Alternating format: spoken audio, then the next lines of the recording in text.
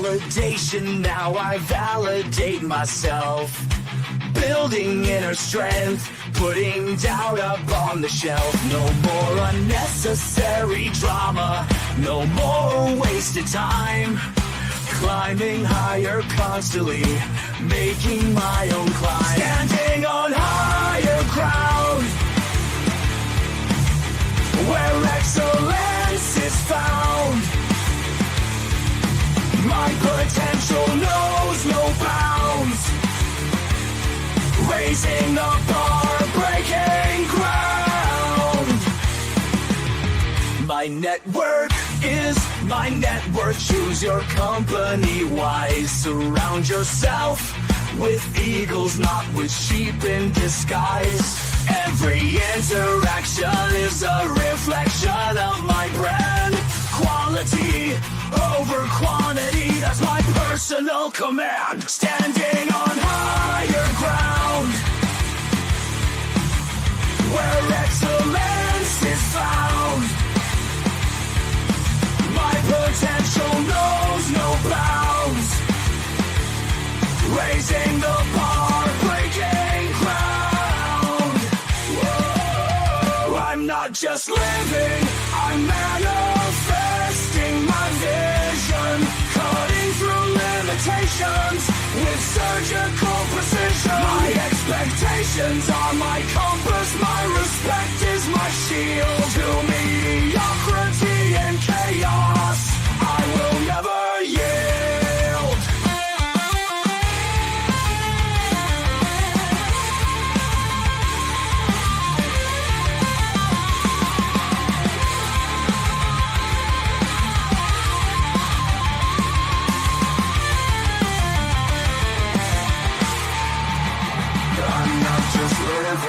I'm manifesting my vision, cutting through limitations with surgical precision. My expectations are my compass, my respect is my shield. To mediocrity and chaos, I will never yield.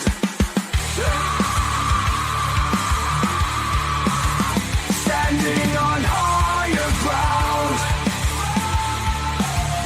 where excellence is found. My potential knows no bounds. Raising the bar, breaking ground.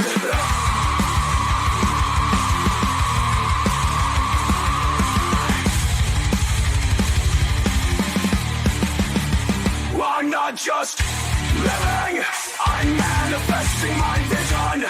Cutting through limitations with surgical precision. My expectations are my compass, my respect is my shield. To mediocrity and chaos, I will never yield.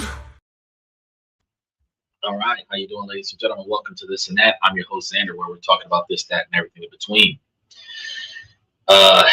We did make a little bit of progress when we were dealing with the stream key discussion. I actually got some inside information from some of the guys. So, oh yeah, it says making money for you guys. Okay, yes. So we're talking about today is going to be the ultimate end of summer questions and comments from the fans. We're going to be getting into a few questions that was asked yesterday. One of the things I want to go on. So as far as the stream key is concerned, I might have it coming soon.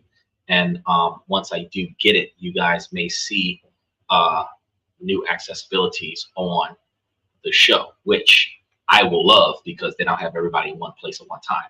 So that'll be fantastic for me. I'm still trying to figure out how that's going to navigate because trying to have two streaming platforms functioning at the same time on one processor for this little bitty ass computer is not where it's at. So we're going to try to see if we can get everybody in one place at one time on one processor. We're going to see what's going on with that. Now, next, what we have, special shout out to Devontae Jones. I see you there, buddy. So, oh yeah, about that. So yes, you can click the mic, approve the camera, approve the mic, and usually we would bring you guys on in real time. But to weed through a lot of the trolls that come onto the podcast and try to clown on the show, I need some meaningful contributions to the show through the comment section. And then, so basically, you got to earn your keep here. You got to contribute positively to the channel. And then, after contributing positively to the channel, I got to be able to verify that you are an adult, appropriately attired as well. So a lot of the things that didn't just happen, you just popped up into the studio here, which I couldn't tell if you were a real person or if you're gonna try to do something reckless on the channel. So your particular entrance would not go up onto the show because I have no idea who Devontae is. But I appreciate you clicking the link and testing the system in your private chats. I respect that. Appropriately attired is hilarious. I mean, the reason why I say appropriately tired is, you know, we've had people that will, you know, try to put their behinds on the show. You know, you got some people that are inappropriately dressed with scantily clad outfits and stuff to that effect. You know, and this is an adult channel that is designed to teach people how to behave and carry themselves and make better financial decisions, make better personal decisions, and build a brand of self-respect, self-dignity that will lead to mutual respect in the corporate world. So you finding it hilarious that I said appropriate attire in a show where I'm sitting here wearing a collared shirt on, you know, it kind of leads me to believe that you would not have carried yourself appropriately on the channel. That's something that you would have and then looking at the dialogue, no problem, big bro. That's street slang. That's not the dialogue of an individual that came from or is heading towards a business perspective. So it kind of further discourages you being able to be thrown into the lie. One of the reasons why I tell you guys to carry yourselves with that higher level of respect, where if you would have been following the channel and you would have been paying attention to the information that I gave you, you would know that sir and ma'am is the appropriate way to communicate with people. And since that's not what you're utilizing right now, that doesn't matter. He said, I'm 26, I speak differently outside of business hours. No, sir. You are a walking brand. You are a walking business. You are the business of yourself. And every dollar that you could potentially earn in the corporate world comes from how you behave in public, including on social media. Therefore, because if you were to go live on this show, because this is live, this isn't like a behind the scenes, this isn't going to be one of those scenarios where it's like editing you out in the background. Yes, if I put you on and you did something inappropriate, then I would definitely have to edit you out for your being inappropriate. But at the same time, if you're on here and you're live, and let's say that whatever you say and do on here turns into a short, that short is going to be on internet forever. Now, let's say you try to go and get you a job after that, right? Now, after that, if you did something that was inappropriate and a business, or not even trying to get a job, trying to make a sale, trying to make a purchase, whatever the case may be, the person that would otherwise have a brand of integrity, if they saw a video of you not carrying yourself with integrity, it doesn't matter if it was 10 years ago. The fact is that you have disgrace to your reputation, and they do not want to affiliate themselves with disgrace, so they will not do the deal with you, right?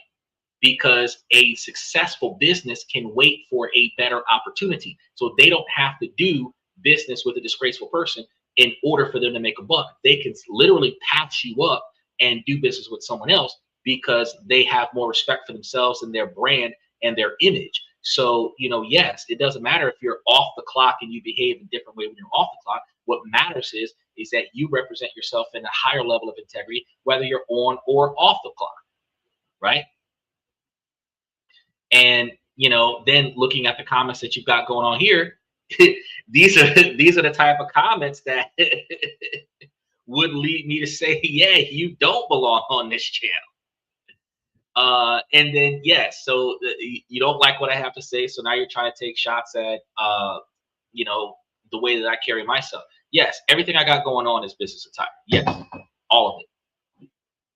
You know, so you're not used to that because you don't see anyone in your life carrying themselves with respect. So you would assume that I'm putting on a unnecessary expectation for you, and you know now you're having a temper tantrum in the sidelines, which uh, this with you know, and yeah, I need to go ahead and move forward to. I need to go ahead and move forward to talking to some people that I have value in. So that's what we're going to be doing here. He said that viral moment that everyone chases comes with a price. It does. He's got his face hit, and he was communicating with me in the private chat on the side instead of actually coming. That's why it wasn't coming up in the comments for you guys to see. Um, and then I blocked him off for the whole channel because some of the stuff that he was saying just started to be completely reckless. He didn't like the fact that I challenged his presentation of how he was communicating with me, and then started trying to take shots at you know, the glasses, trying to take shots at, you know, the quality of the video feed and all of this other stuff. And it's like, look, you know, if I could help it, guys, I'm gonna be honest with you right now. TikTok, YouTube, I would be operating on like 420p if I could help it. 240p if I could help it. The lowest frame rate possible. You can have fuzz on your screen for the first time ever. With your 4K high definition cell phone, you could have fuzz on the screen. I would be operating in 1970s pixelation, analog style before digital came out if I could help it. Why? Because first and foremost, I'm doing this out of the preferably the kindness of my heart to deliver you guys information that you personally would otherwise need. And secondly, I'm not doing it to impress you. I reduce the frame rate in order to maintain connectivity in certain dynamics where the Wi-Fi, internet, fiber optics is not functioning optimally, so that we don't have all the drop frames. So if you don't like the way the video looks, I don't care.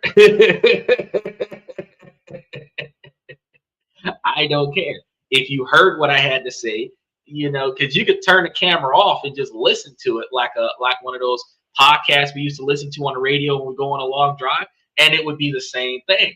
You know, so do I care if the video quality is up to par? No, no. If somebody who's paying attention to the background, if they're paying attention to the video, they're paying attention to my hair, my glasses, the outfit I'm wearing, then you're not paying attention to the message. That person isn't coming to learn, and that's not a person that I want to waste a lot of my show on.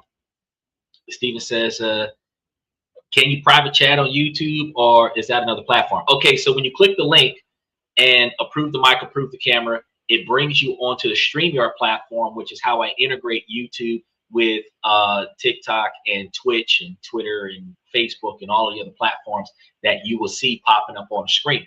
So because like I said before, I created a channel that is a multi-platform channel. It's not operating exclusively on one specific location. So in order for all of the live streams to be together, unified into one comment section, I utilize a third-party platform called StreamYard that allows for me to bring you guys up where y'all can read your comments on the screen. If somebody comments from a different comment section and I put that comment on the screen, even though you can't see it where you're at, because we've got YouTube long form and we've got YouTube vertical form, because we got the 16:9 and then the 9:16, and there are two different comment sections on YouTube. They haven't integrated it yet, but they said they would, right? Then we have other people that are watching us from Twitch, and we have other people over here that are watching us from TikTok. And when TikTok phases into the comment section, we will have more comments coming directly from TikTok. So you'll start seeing people's profile with the TikTok logo up there.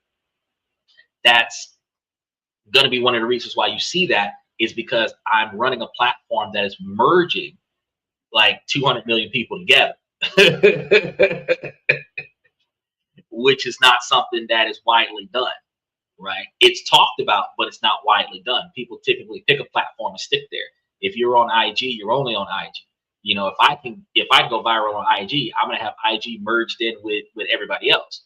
You know what I'm saying? But like that's a milestone scenario. Like conquer YouTube, conquer TikTok, you know, phase in IG, stuff like that. So that they be like, damn, this guy's viral everywhere, right? It just, but it's a stepping stone scenario. But while we got it, while we're talking about stepping stones, so Bro Logic came on yesterday and was talking about buying in the Walmart stock, and that was not a good idea. I told you guys that him and FX Trader be coming here with inaccurate information, and I got to myth bust the financial information that they be asking about on the show. Walmart stock is not doing well after Q2, and reasonably so, because Walmart stock is one of the ones that is negatively impacted by the conflicts overseas, because all of the groceries cost more money, less people are spending more money, and when less people spend more money, the value of the company goes down, and when the value of the company goes down, shareholders withdraw money out of the company, and that's when share prices go down. So while gas prices are high, which is causing import and export to be high, every product that is in Walmart gets shipped in from somewhere else. Those products are going to cost more, and that means that less people are going to buy from Walmart, which means that Walmart is perceivably not making as much money as they used to. Now, if you were trying to buy Walmart for the long haul, you buy into Walmart stock now while Walmart has depreciated in value on the shares, and then when the conflict is over and share prices rise again, you'll benefit from Walmart. But I have not checked to see if Walmart is a dividend distributing company or if it is a growth stock. If it is a growth stock, buying into a growth stock that is depreciating is a huge risk, because if it never bounces back, you've lost whatever you put into it. But if you're, again, going on a long haul, if you buy into it while it's down, when it does go back up, because eventually it would go back up, but it's not going to be like in the next 6 months kind of thing. It might be in the next 2 years after we get a new president. It might be in the next 6 years if this president gets elected for a third term. And then after the changing of the guards, all of the stock prices will start going up. And that's when you will start seeing everything that was undervalued that you were buying into start exploding in share value and continuously paying dividends if it was a dividend paying stock. Which brings us to the HPE stock that he was talking about yesterday as well.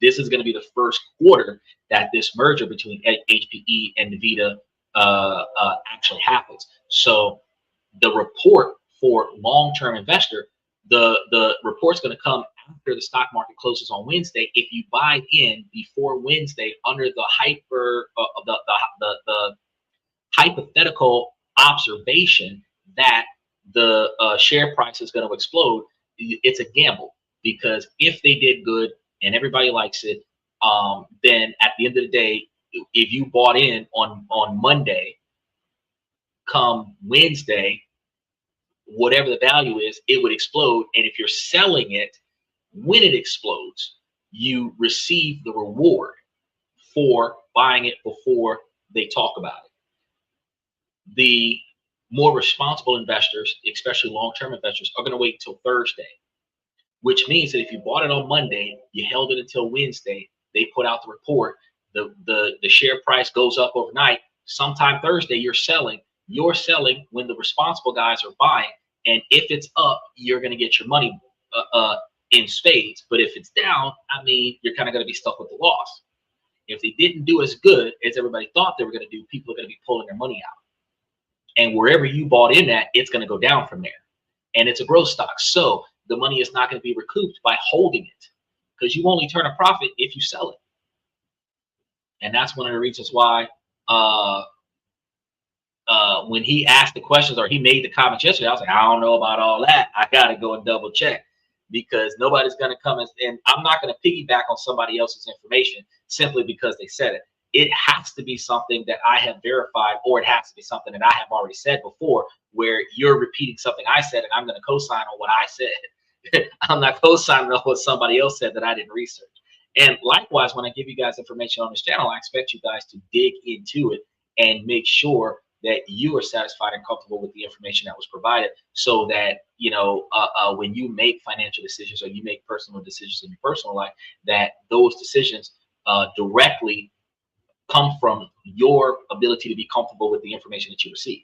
So when you trust my information because you've received so much reliable information from me over an extended period of time, you can take my information like a brick of gold and, you know, take it to the bank, cash it, get you some change back, and take action on it. Or if you've never met me before, you've never watched this channel before, you get some of the information from me, you can take it with a grain of salt, but you're still going to do some research on it like a Wikipedia page, verify the information, and then say, oh, damn, this dude does know what he's talking about. Let me like and subscribe and mash those reaction buttons and come back every day and see what else this guy's got to say, right?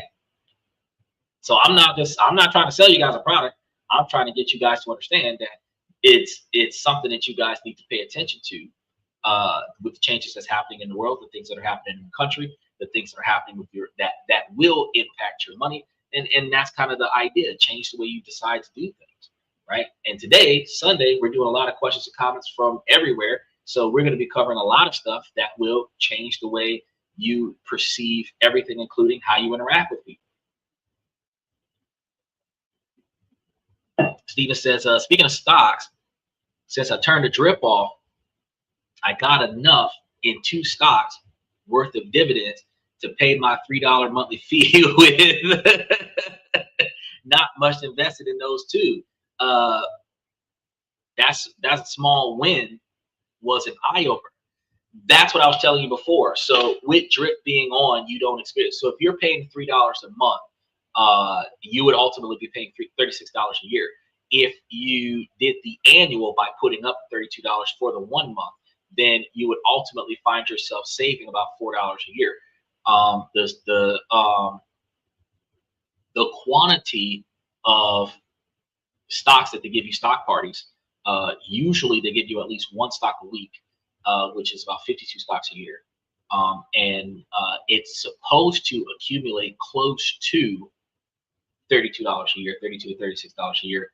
I was told that it was supposed to reach something closer to $55 a year, but I think that that's going to be the fact that they gave it to you, you held on to it, and the value of it went up after you received it, which would be a different experience than what it would be in a declining market that we're in right now.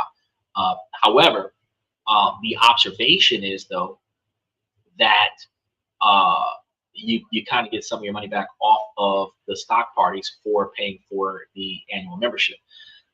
However, when I told you guys about how when you invest enough money into your brokerage account and you're paying for like dividend stocks, especially if you get 100% of your brokerage account is dividend stocks, you start seeing different times of the month, different times of the week, where different stocks pay different amounts based on how much money is in certain stocks.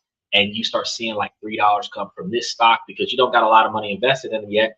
$20 come from this stock, $15 come from that stock.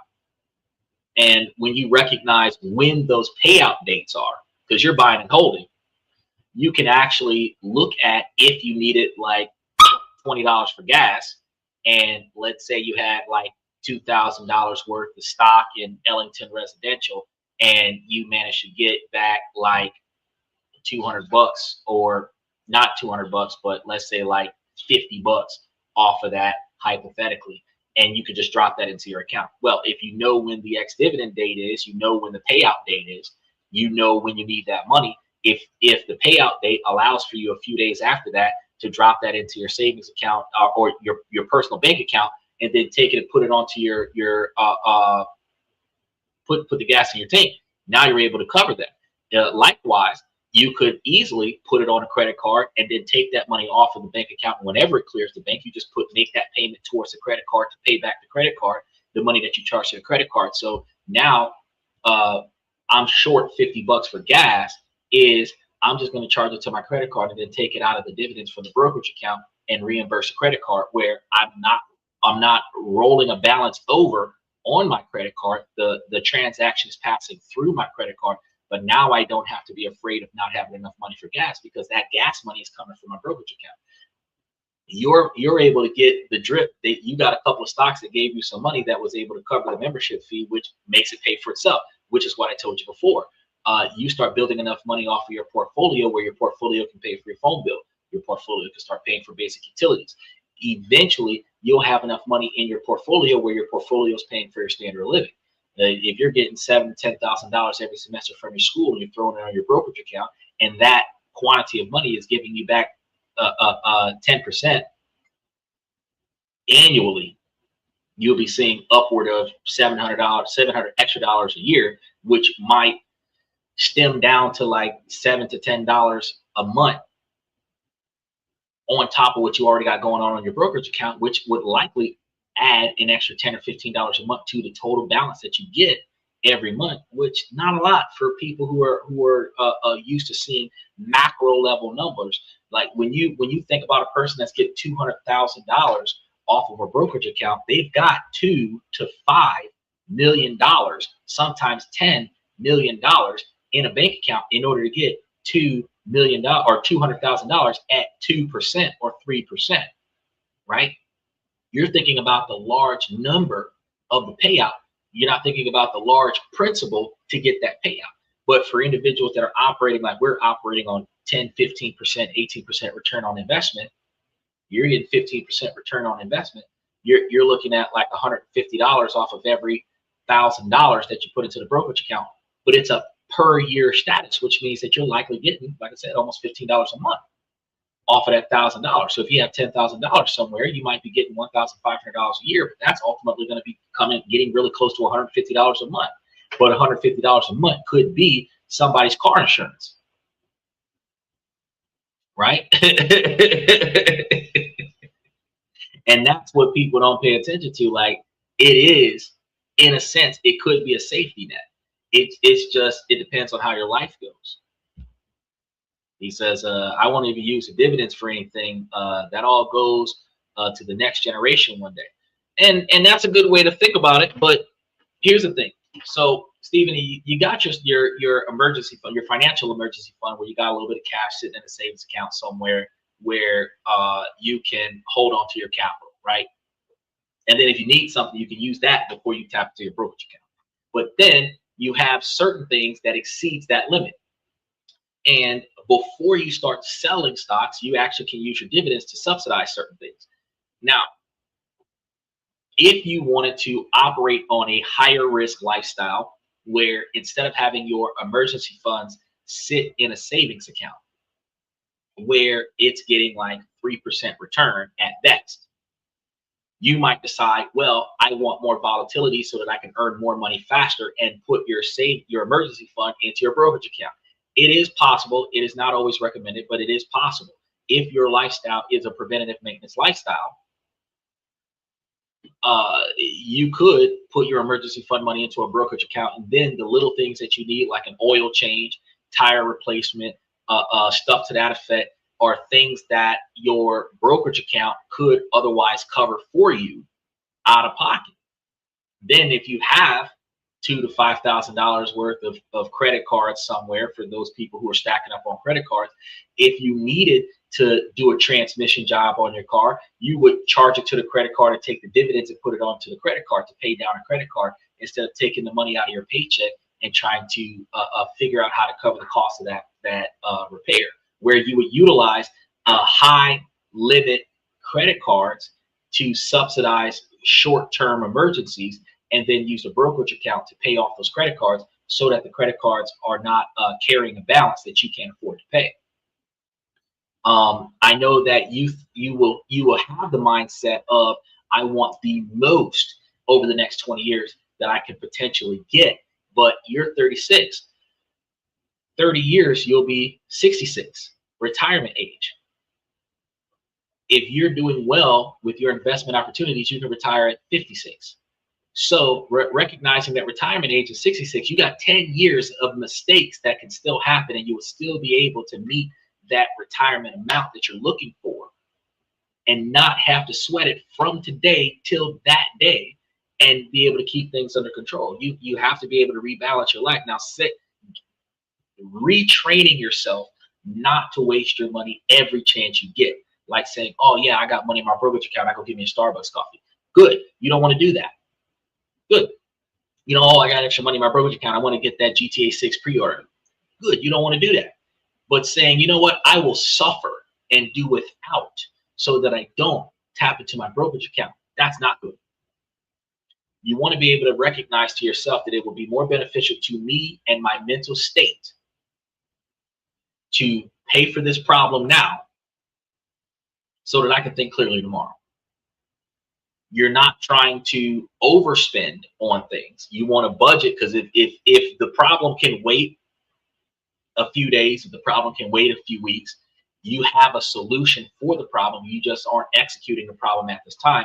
The deadline is not going to expire before you conquer the problem. The fact of the matter is that you can, in fact, say, well, instead of me re-upping on the brokerage account, my $500 installment on the brokerage account, I'm going to redirect it towards this $500 problem and just take the dividends from the brokerage account and re-up it into the brokerage account.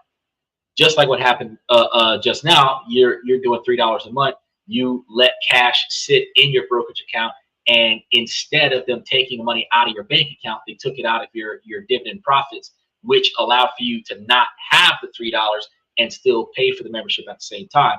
That's what the dividends are for, to cover your expenses, right? That's why people invested in that fashion, to cover their expenses. So you don't want to be afraid to do it. You just want to budget and balance how you do it, right? You want to make sure that when you decide to start spending your brokerage money, because take, for example, if you're going to guaranteedly invest $500 a month into your brokerage account, that's your budget. The more money your brokerage account puts out, the less money you have to put in there to meet that $500 requirement. So when your brokerage account starts putting out $50 a month, you can put up $450. Your brokerage account starts putting out $200 a month, you start putting up $300. Your brokerage account starts putting out $500 a month, you don't put up nothing. In that position, your brokerage account starts paying for itself and growing in an exponential rate without you having to add any more money to the brokerage account.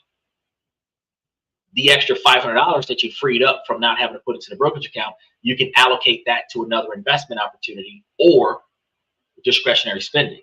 I would put it towards another investment opportunity, but if you wanted to double down on your exponential growth, even if the brokerage account is paying out $500 a month, you want to put that $500 plus your $500, which is a total of $1,000, down on a brokerage account so that you can expedite your growth to catch up to the statistical average expectation of retirement versus age, where in your 30s, almost 40s, you should be 3 times your income. And if you're not 1 time your income at 36 years old, you might be trying to expedite growth to get to that 1 time your income, which is fantastic. That's a fantastic goal to have, but you don't want to have that goal at the expense of your sanity now, your safety now, your health now. You don't want to do that, because your lack of functionality as you progress in the strife prevents you from making rational and logical decisions in the present, which those will cost you more money in the future. So you'll have a shit ton of money that you will be then spending on collateral damage, rectifying your mistakes when you made a bad judgment call, driving while asleep, get into a car crash. Now you got all this money to pay, you know. But if you would have got some damn rest, you would not have had that accident. So and this was something I was thinking about when I was having a debate with somebody about responsibility, because this was one of those intergender discussions about responsibility, where, you know,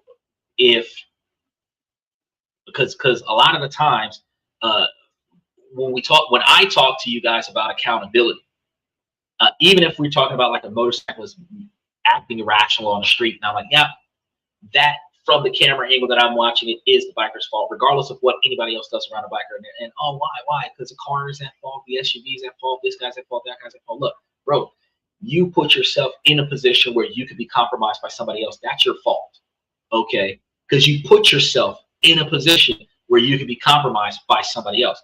If they compromise you, you can say that you were compromised by somebody else, and your compromised position is not your fault, which takes away from your responsibility of you put yourself there. And if you did it in an unnecessary fashion where you could have done it a different way and not been compromised, and nobody else had the ability to compromise you, you literally sacrificed yourself for the sake of your own personal convenience, and it went south. Like, for example, I just watched a video of a motorcycle doing 85 miles an hour between two vehicles doing 85 miles an hour.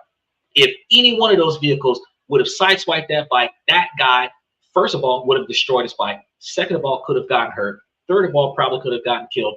And he put himself there. It doesn't matter if one car swerves into him or not. What matters is that he could have followed behind both of those vehicles, let one of them get out of his way, and then he could have passed them both at 100 miles an hour. But he put himself between two vehicles. And if that would have ended badly, he put himself there. It doesn't matter if somebody else lost control of their vehicle and hit him. If he would not have put himself there, one vehicle would have hit the other vehicle. He would have been behind both of them watching it. Right? I was sitting over there having that same kind of discussion, talking to somebody. Well, think about if you own a car. And a lot of times women don't service their own cars. That's what their boyfriends do. That's a man's job. Fix the cars, right? Very few women fix their cars. When they got a brand new car, they have a maintenance log. Keeps the car up. Take it to the shop because the car says take me to the shop. But if you get a used car, very rarely. I know a lot of women on the show right now, listening to me right now, about to go get the oil change in the morning. Because when is the last time you popped your hood, ladies, and pulled your dipstick out just to see what color the oil was, just to see what color it was, not to see if it was topped off? But you should be doing that at least once a week to make sure that there's oil in the car. Now, what if you're driving this car with no oil in it because it's hot outside and 10W30 burns a hell of a lot faster than 20W50, and you riding around in your car with not enough oil in it and all this heat outside, right? Then your engine start messing up. You're going to blame it on the car and say, well, it's an old car. No, it was poor maintenance. When's the last time you serviced your transmission? Most of y'all only service your transmission when the car stops shifting gears. You're supposed to service your transmission just like everything else. If you haven't serviced the transmission for the entire time that you've been in possession of the car, you're not taking good care of the car. So if the transmission goes out, it's not necessarily going out because it's at 250,000 miles. It's going out because you didn't change the fluid out on the transmission in the last 12 months. You probably had the car for 2 or 3 years, never did anything with the transmission, not thinking about that, right? So first person accountability, a lot of the times your car broke down because you didn't take good care of it, but you're going to blame it on the car because of the age. You're not going to say, you know what, I could have did better by this car, right? Special shout out to OG Kicks.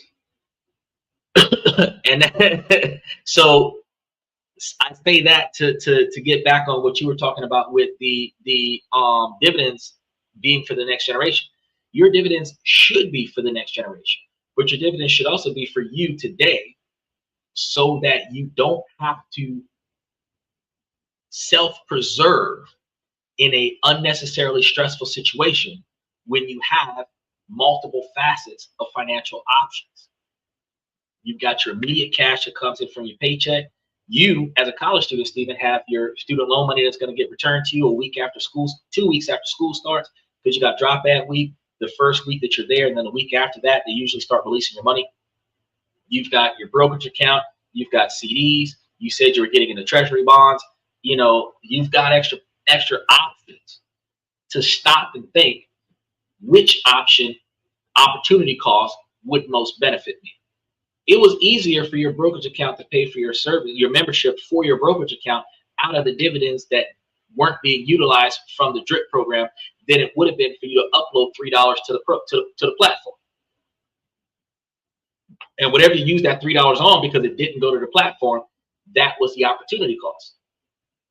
The convenience of time, the one less decision you had to make, and less stress.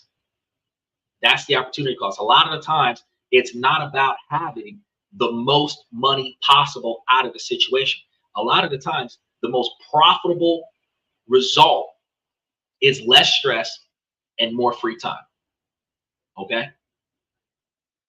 Because with more free time, you can think clearer, you can be more decisive. With less stress, you can think clearer, you can be more decisive. And this allows for you to make more beneficial decisions where 20% of effort gets 80% results. But if you are reactionary, deciding in the moment, deciding under stress, deciding under pressure, removing options from your solutions, I can't do that, when you really could, right? Now you're limiting yourself to, I don't want to use my brokerage account, I don't want to use my CDs, I don't want to use my Roth IRA, my 401k, my stocks, bonds, real estate, gold, silver. I don't want to use any of that stuff, which leads me to my paycheck, my student loans. I don't want to use my student loans, leave my paycheck. My paycheck's not enough. I got to go get a payday loan. I got to go borrow money from a friend. I got to go borrow money from a family. You've got options everywhere else. You don't got to talk to nobody that could potentially lead you to ruining your reputation or having to pay a higher level of interest. But you chose to limit your solutions to solutions that don't favor your outcome. Always evaluate the entire solution, because if it does turn out that you have a financial situation that requires you to sell some shares in order to resolve the problem, instead of having to borrow thousands of dollars to resolve the same problem, when you look at the opportunity cost of, oh yeah, it's probably 50 cents a share loss on, let's say 20 shares, right? That might be $100, or, well, let's just say it's $100. I'm doing a calculation. It could be $20, but let's say it was $100 loss on a sale of the stocks that you're selling in order to take care of this, whatever this problem is that you're doing right now. Right now, if that were the case, hypothetically, the loan that you would be paying at like 25%, 29%, if you're doing those payday loans, that's going to be charging you percentage over the like the tribal loans. Y'all know them tribal loans where 3 months in you're paying you borrowed $250, you own $600 now.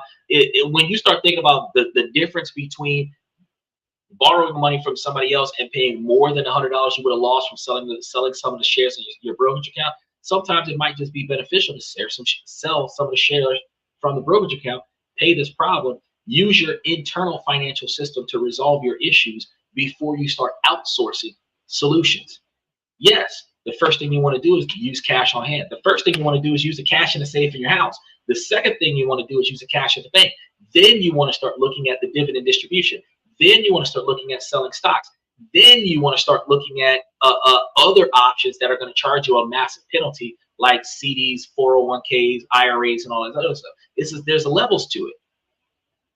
But when there's no cash at your house, there's no cash in the bank account, and the next level up is going to be either doing without until your next paycheck or dividends. Tap into the dividends before you have to sell shares. That's all I'm saying. I'm not saying, always spend your dividends every time they come in.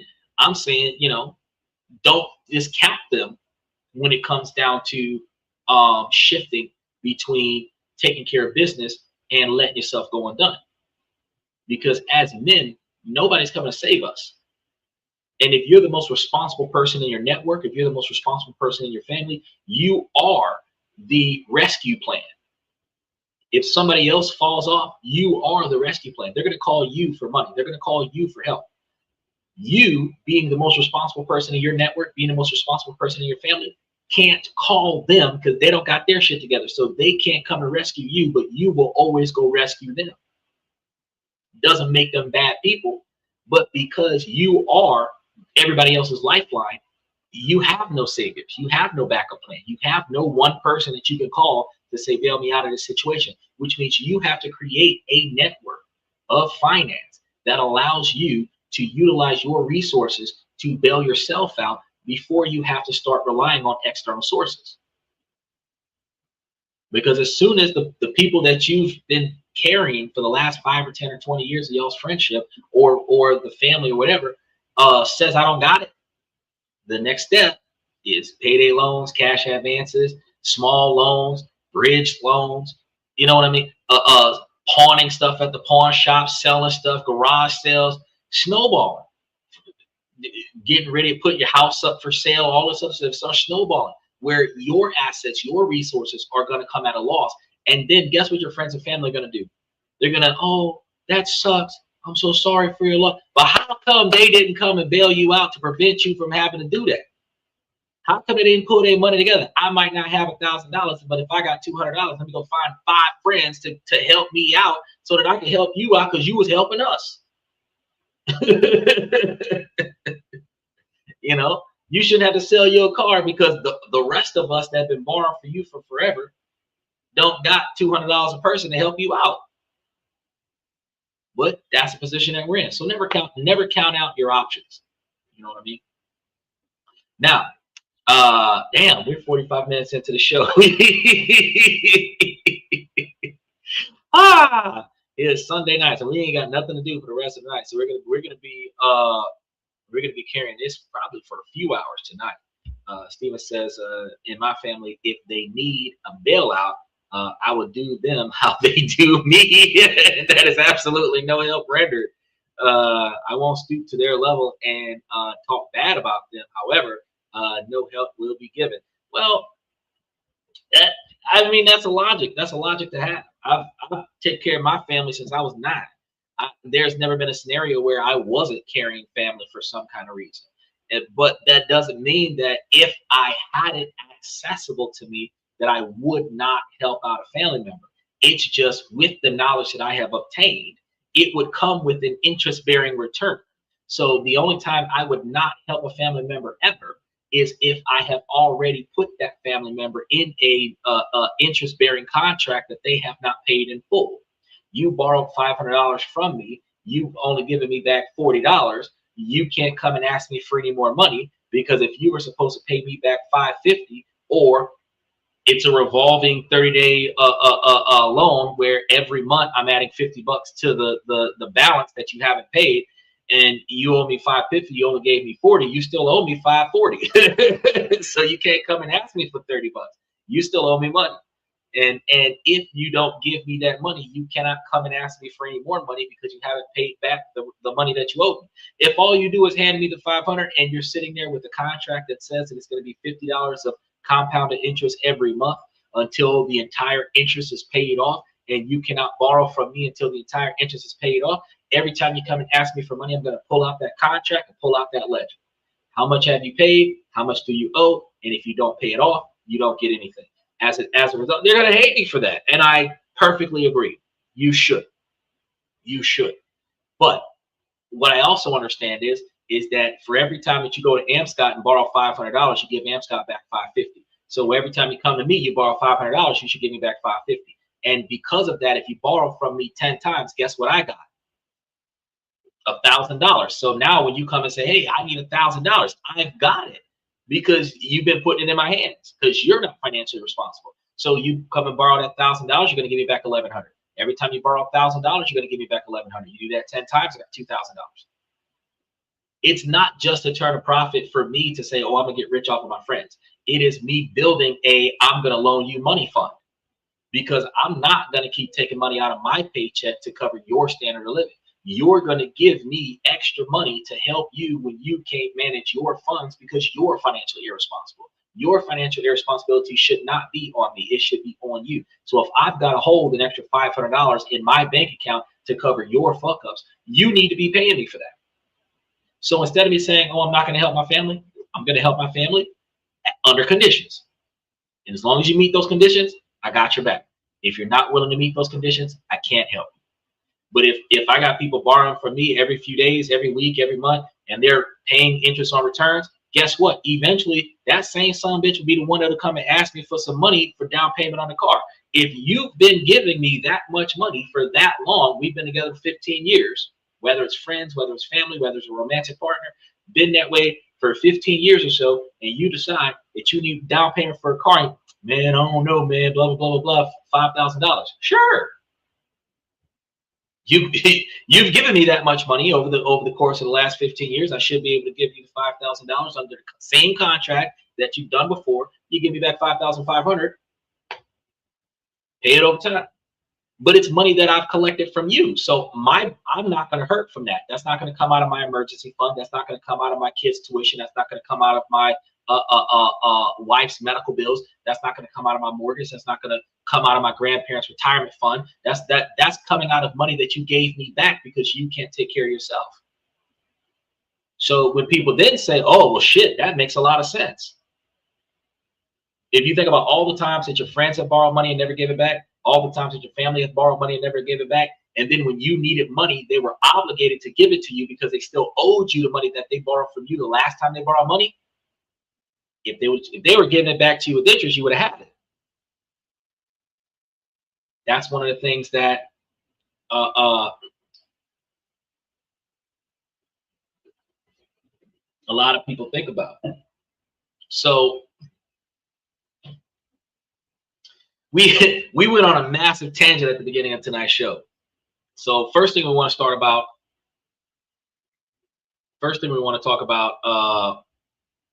well, I'm going to let that slide for a little bit. First thing we're going to talk about is here on This and That, because I was supposed to let you guys know at the top of the hour that, you know, we go live every night of the week, and we do not let the sun rise without going live, but we don't always start on time. We usually start around 11:30, 11:45 Eastern Standard Time. We were about 10 minutes later than that today. Since we don't always start on time, we ask you guys to like and subscribe, mash the reaction buttons while you're here, showing support to the channel, because we got a lot of stuff that we cover. Today, Sunday, we're going to be covering questions and comments from the fans. That's going to be giving you guys a lot of information about like how to change the way you think about certain situations. So we're going to be covering some of those today, depending on how the audio works out with that situation. That's when you cross the line, my dude.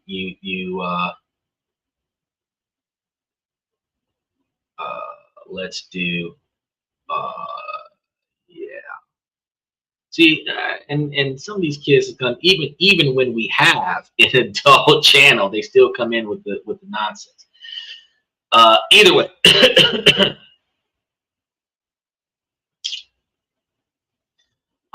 Where we were is we cover different topics every night of the week.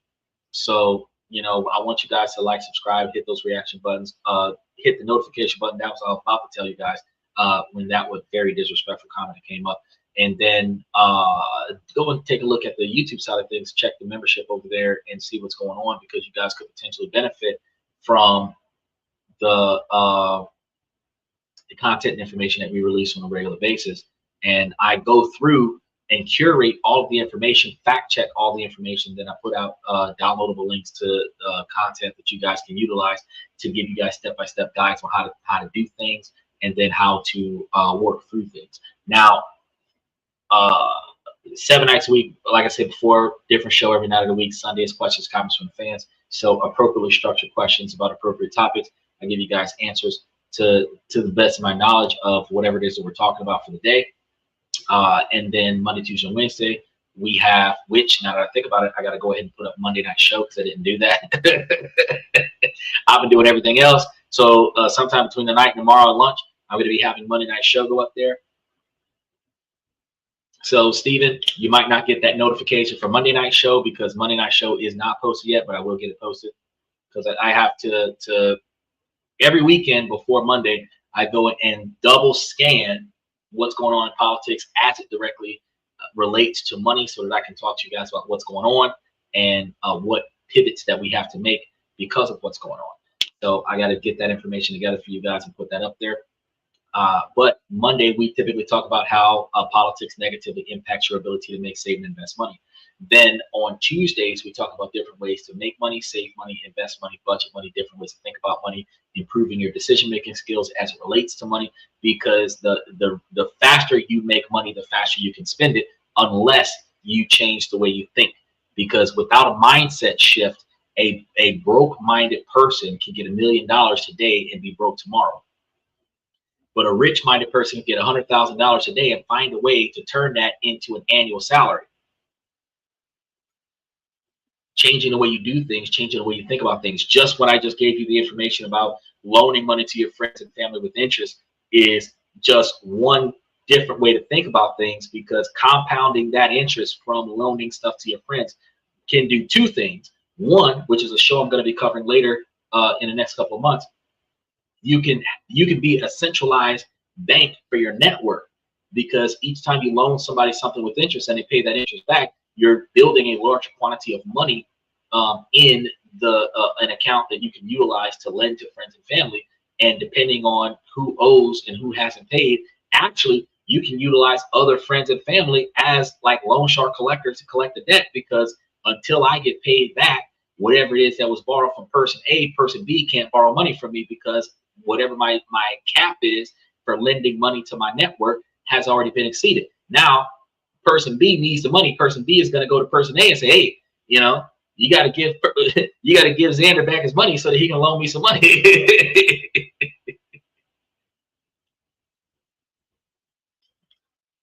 But the ultimate goal is to stop bleeding your resources dry because of loyalty.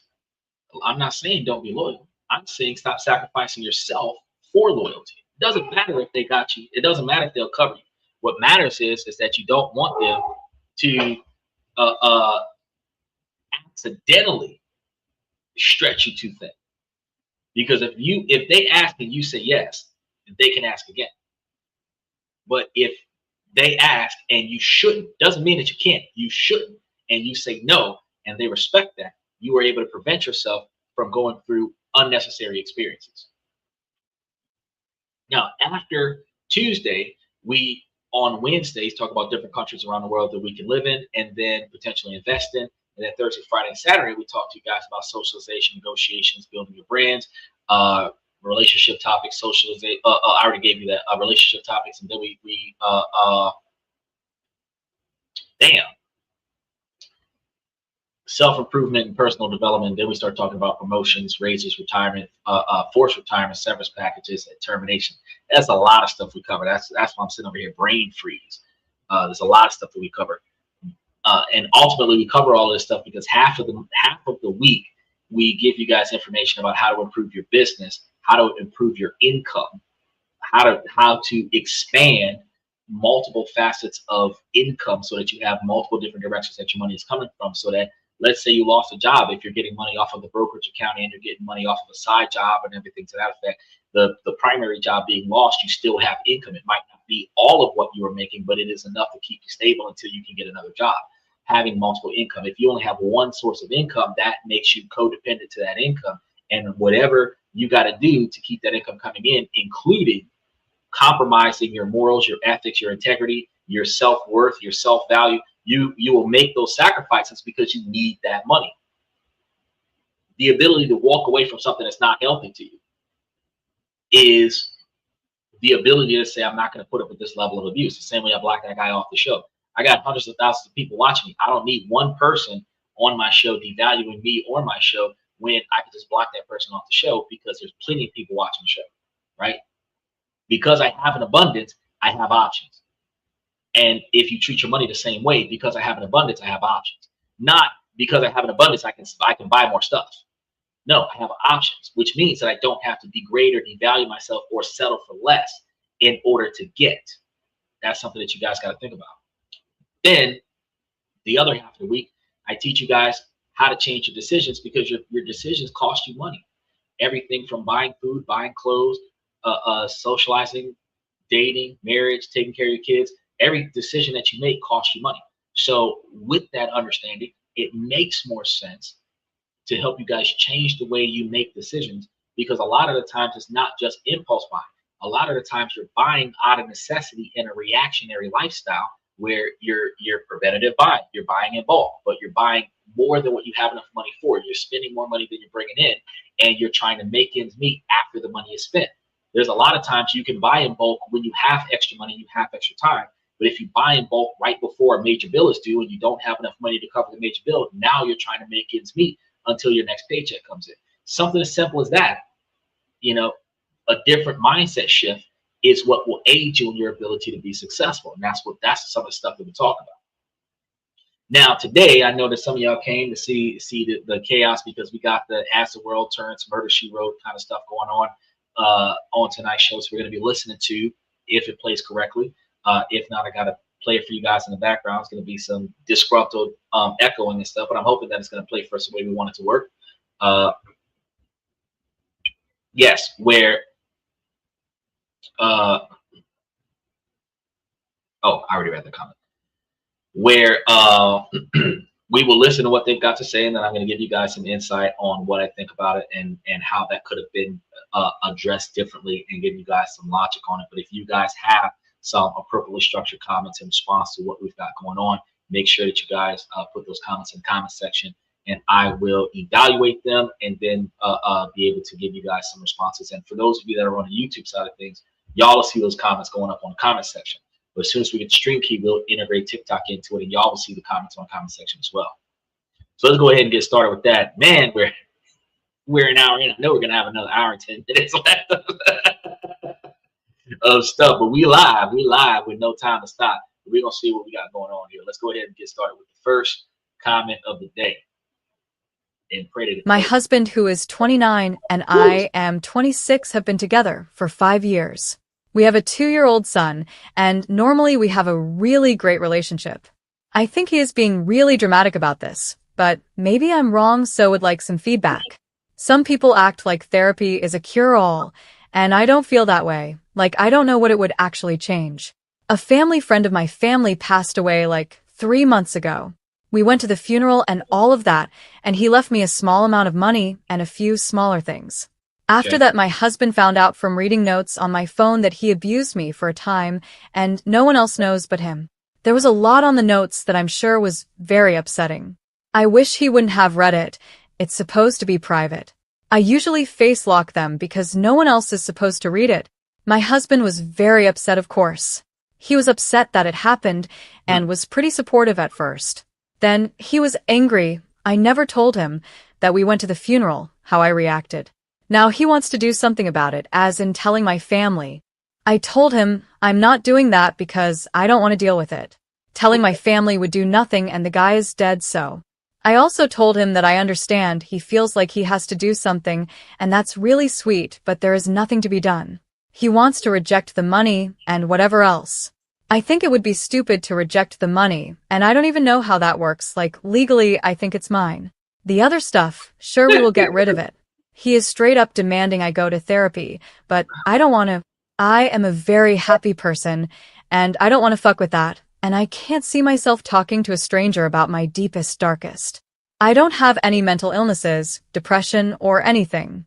I have no desire or need to, and shouldn't I want for it to help? Like, I don't even want to post this because it's humiliating.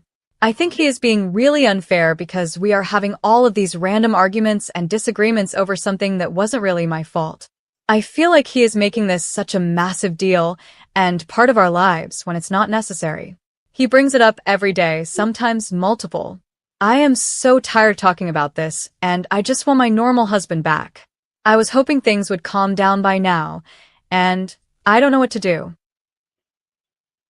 Okay, so these are the kind of things that we deal with. So let's start off with, I can say that I agree with letting the family know that something happened in the past and the guy is dead now doesn't really change the past. However, if your behavior towards certain friends and family members is the result or byproduct of this treatment, communicating this with friends and family will give them a better observation and understanding of your behavior patterns, because anything that happened in your childhood is a byproduct of your adult behavior. So if something negative happened in your childhood that causes you to be emotionally or socially distant to certain people in your adult life, that would explain why that is. It is an embarrassing situation to say that when you were unable to defend yourself, that somebody took advantage of you. Then as an adult, you have to admit that you were not strong enough to protect yourself. I completely understand that. However, in a healthy family, being able to express your weaknesses to your family so that your family can be your strength is one of the important parts of having a family and having good friends and building a strong network, right? Now, I can understand if you're financially challenged why you would not want to give back the money and you don't know how that would work. Well, what happens is that when it comes down to you inheriting money from the dead, if you don't take it, one or two things can happen. It goes to the government or it goes to the next of kin who tries to claim it. But it doesn't go to the dead. So if you don't accept it, then, somebody else will. right? Because it's unclaimed capital. It's not going to stay there forever. It's going to end up going somewhere. Now, I do agree with you that if you need the money, it makes no sense to reject the money from a dead guy, because if that is his way of saying I'm sorry, which is leaving you a chunk of cash, that's not good enough. But forgiving the guy for what he did to you is not about him. It's about you. It's emotionally removing yourself from the things that happened to you in your past by harboring, even if you don't express it in your day-to-day lifestyle, by harboring that anger and frustration and hatred towards that person, a portion of you will forever be compromised. So forgiving him for what he did and letting that emotion go allows for you to move forward in an anchor-free lifestyle. Taking the money and doing whatever you want to do with it and bettering your lifestyle, whatever the case may be, the guy's dead doesn't benefit you at all to not benefit yourself. So I can agree with you on that. However, let's get down to the husband thing. Before the husband thing, the therapy thing. Going to therapy helps. And one of the reasons why going to therapy helps is specifically because it's a stranger. And preferably a stranger that is not in your neighborhood. So instead of going to a local therapist, you want to go to a therapist in another city or go to a therapist in a completely different county. And the reason why that is because people talk. But when people talk, if you are, say, in Orlando, Florida, and you're talking to a therapist in Tampa, Florida, you are about 45 minutes away from that therapist. That therapist might come from Winter Haven, Florida, which is even further away. If they go home and tell their husband and wife about how they had a client that has X, Y, and Z going on in their life, that conversation doesn't make it back to your network. If you have a personal problem, skeletons in your closet, and you tell your best friend inside of your network, inside of your circle, secrets that while may not incriminate you for a crime, but you don't want society to know, that best friend has control over you because they harbor secrets that you do not want to let out, which allows them to blackmail you into doing things that you otherwise would not do, whether it is giving you money, giving them money to bail them out of some stuff, saying or doing something that you otherwise would not say and do, showing up for activities and events that you don't want to show up for. Why? Because if you piss off that friend, the first thing they're going to do is take the worst thing that you were trying to keep secret and broadcast it in front of you, in front of the rest of your network, to embarrass you. And then they're going to try and apologize and say that they were angry and they don't know what came over them. No, they wanted to hurt you the way they were hurt in the moment that they said what they said. So to prevent yourself from going through that, there are levels of information that you release to your friends and family members. Yes, you do want to keep them transparently involved in most of the things that's going on in your life. But any skeletons in your closet, any true secrets these are secrets that would otherwise, it's not like, I killed somebody and I don't want nobody to know about it, because you can't tell anybody, because even if you told a therapist, they got the responsibility of telling the police.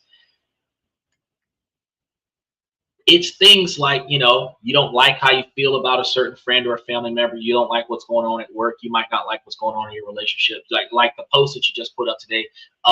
This is the kind of stuff that you would talk to a therapist about, because your partner will not catch wind of this. Your family can't use this as leverage against you. Your friends can't use this as leverage against you, because if you don't want your husband to find out that you resent your husband for doing the right thing about you, then, which will start another argument in your relationship, you don't want to say it in a place where your husband will find it. So getting a therapist helps with that.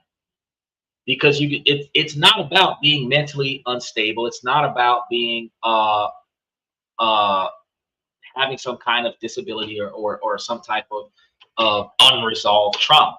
It's about being able to safely get things off of your chest that cannot be used against you later on. Because you're paying this therapist to listen to you bitch about your life. They have no investment in your life. They have no leverage against you, because the engagement is listen to me, and legally you can't say anything to anybody. Non-disclosure agreement. Therefore, as long as I'm not admitting to a crime, whatever I tell you is supposed to stay between the two of us. That is the best Walt Disney vault that you can get in your life. And so for 1 hour a day, or in some situations, if you pay for 2 hours a day, your therapist is going to sit there and listen to whatever it is that you got going on. And they're not going to tell anybody that you know about it, unless you're doing couples therapy, right? So that's going to be beneficial to you. It allows you to vent. There's a thing called transference of emotion. When you vent, your anger and frustration gets passed on to your therapist. Now, your therapist has a therapist. There's levels to this, but the fact is that when you come from the therapist, you have less stress on your plate because you are no longer suppressing any resentment, any frustration, any rage, any disappointment, any sadness towards whatever's going on in your life, because you were able to speak it out, listen to yourself, articulate, which allows yourself to be able to now interact with the people that otherwise would get on your nerves in a better fashion. You would show more patience. So getting a therapist is good for you. Now, let's talk about this husband scenario. A man's responsibility is to protect and provide for his family. Protecting his family is not just protecting the family from a bear in the woods. Protecting your family is protecting your family from the person that's trying to take your wife's purse, from the guy that's trying to look up her skirt, from the guy that's trying to attack your wife, from the person that's trying to insult your wife. You got to sometimes protect your wife from your wife. When she dresses inappropriately, you got to tell her, hey, you can't wear that outfit, because that would put you in more danger than dressing appropriate would cause, right? And then there's also scenarios like your mental state is part of his protection. So if he recognizes that you have unresolved trauma, while you may not be surface level expressing the unresolved trauma, you have unresolved trauma. His responsibility is to fix that to the best of his ability, or at least make sure that you are coping with it well. Him telling you to go to a therapist, that's him protecting your mental state. Shut up and listen to your husband. I know women don't like that. You can't tell me what to do. My body, my choice. I can say and do whatever I want to say and do. Look, you put him in charge of everything that is important to you, which is your body, your mind, and your spirit. Therefore, he dictates what you're supposed to be getting and how you're supposed to be getting it, because you selected him to lead you. So when he decides to lead you to a therapist, you take your behind to the therapist. Now, when a therapist determines you don't need to be there, then you can go back to your husband and be like, yeah, I talked to the therapist, the therapist is giving me a clean bill of health. I can go whenever I feel like it. I don't have to go twice a week. Okay, as long as you're good, I just wanted to make sure. Okay. The fact is that when you are put in the position to be the leader of the house, the head of the household, you are responsible for all of the people in the house. So if you've got family members with weight problems, your responsibility is to make sure that you're aiding them in rectifying their weight problem, whether it's helping them gain weight or helping them lose it. Your grocery buying now is going to be in tune with whatever their diet is, whether it's putting more food on their plate or putting different food in the fridge so that they're not compromising their diet. Your responsibility to the people in your household, like for example, when you got kids and they don't come home on time, your responsibility is to go out and look for them. They're going to be embarrassed because they're out too late, they forgot this, that, and the third. They're upset at you because you're embarrassing them because you're looking for them frantically because they didn't check in. But the fact of the matter is that it's the man's job to make sure that everybody's accounted for, everybody is safe, that your mental state is safe, your physical condition is safe. Your special shout out to Aztec, that everybody is in the right place at the right time. So when you're in a relationship with a woman that doesn't want the man to do his job, it makes it harder for the man to be a man. And now you're going to have a fight with the boss because you don't want the boss to dictate terms. That's the problem. You're fighting with the boss. You're telling the boss what the fuck you're not going to do, but you still want to get paid to go to work while you're not doing a damn job. It doesn't work that way. You picked your husband is the boss. Your husband tell you take your ass to the doctor, you go to the damn doctor. If you feel a lump and your husband schedules you an appointment to go get a mammogram, you ain't talking back, you going to the damn doctor's appointment. Okay. how would you feel if, you know, your husband tells you that, you know, there was a blood in the stool when he went to the bathroom, and that you would be trying to bring him to the doctor? He could go, oh, it'll pass, and you will be trying to bring him to the doctor. Why? Because your responsibility as a wife is to keep your husband together. So if you know that your husband is sick, you're going to drag him to the doctor, no questions asked, right? He can't battle against that, right? So likewise, if something's going on with you, your husband is supposed to be dragging you to the doctor too. So this is how not only does he protect and provide, but this is how he shows that he cares. So instead of getting offended by it, instead of getting pissed off by it, no, last straw and this, that, and the third, shut the fuck up and do what your husband tell you to do and take your ass to the doctor. It's not like he's over here trying to deprive you of stuff.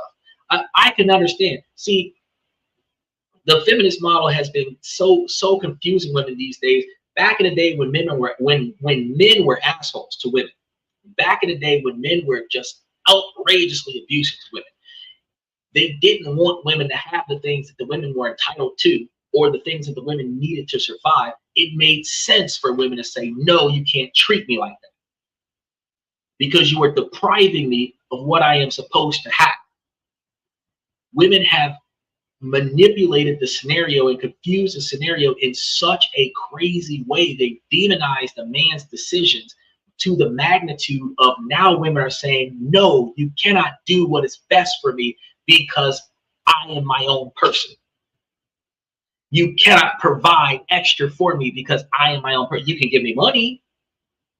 You can give me free stuff, but you cannot improve my mental state. You cannot improve my physical condition. You cannot improve my health. You cannot improve anything other than my wallet, because I'm my own person. Men are no longer tearing women down, they're building them up. And now that we are in a society, we're in an era where men are putting extra effort into making sure the women are better. Now women need to stop battling against the man's decisions and start accepting that shit. Because if he's going to bring it to the doctor and pay for the medical bills, why are you bitching? You had no problem with him taking you to the mall. You got no problem with him taking you to the club. You got no problem with him paying for trips around the world, but you got a problem with him bringing you to the doctor. Explain to me how that makes sense. You know? All right, let's go ahead and touch base with the next one here. And I appreciate all of the likes, my guy. My boyfriend is 45, lives with his parents. How can I tell him that I at 40 am over it? I met my boyfriend a few years ago.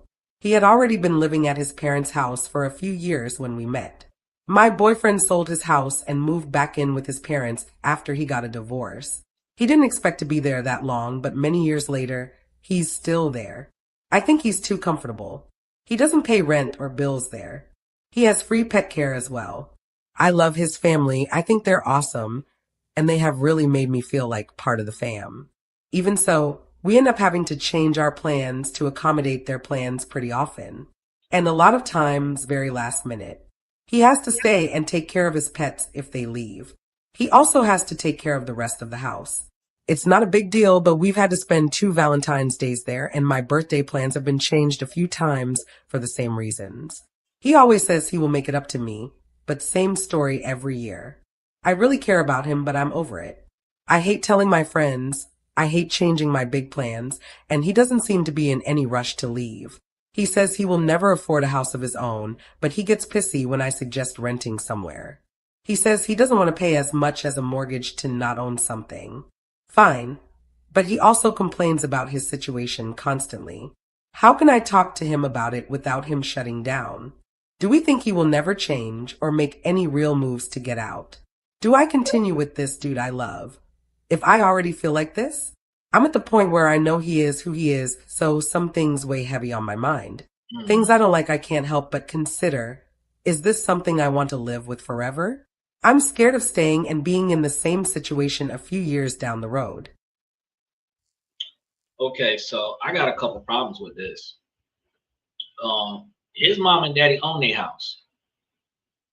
So when they die, he inherit that house. So there's one problem that you got right there. As far as you saying, hey, why don't you take on more debt so that I can have more authority in our space. The concern that I have here is, first of all, you're selfish as fuck. And I know some women are gonna be, oh, blah, blah, blah, blah. Look, let's look at the dynamic. She mad because when she want to go do stuff, she can't. She's got to wait until something else breaks. If y'all were living in the house, just the two of y'all, those exact same animals that he's got to take care of because nobody's there to take care of them will be the exact same animals he would have to take care of when you want to go do stuff, because unless you're getting rid of those animals, that burden will carry over to y'all owning y'all own house. Unless, of course, you're going to allow those animals to destroy the house while y'all are gone. Now, the changing of the plans. It is inconvenient to have plans changed short notice. However, I can almost guarantee that you make plans with your husband and don't tell his parents. There's other people in the house. You feel like it's none of their business. It's inside of your relationship. They're making plans and not telling you. First person to leave the house, free from all the responsibility in the house. Now, you're the last one to leave the house. You got to change your plans and wait till they get back. If you were to communicate with them in advance that you have things that you would like to do, and this isn't an everyday thing, this isn't an every week thing, it's a once in a while kind of thing where these are non-negotiable plans. I'm not canceling them. I'm not rescheduling them. This is when we're going to do this. In those moments, they will have to figure something out because you're not going to be available and neither is your husband. But to make it up to them, there will be times that you will make yourselves available to them so that they don't have to change their plans for you. Because again, if you've got animals that your husband owns, that your husband's family is watching, they have to change their plans to watch his animals so that he can go places with you. Reciprocation. Now, this is going to be the big, I can't believe she said that. You're living with your husband in his mom and daddy house. He's not paying rent. You want him to pay rent somewhere else. But you ain't paying rent. So the two of y'all living in his mom and daddy house rent free. If you got a job and he's got a job, he's right. He personally sold his house from a divorce, probably got child support, probably got alimony, doesn't have enough money or credit to be able to turn around and get himself another house by himself. But the two of y'all may only have to help out with the light bill, probably help out with the cable bill, put a little bit of groceries in the house, and just pay for the cars that y'all drive, the gas that y'all use, and the phone bills that y'all have. Y'all are probably operating at probably 20% of your income because his parents is paying for everything else. But you understand that y'all are still living check to check, which is why, because y'all been doing this for years, y'all have not saved up enough money to buy another damn house. If his parents is paying for 80% of his standard of living, you got a job and he's got a job,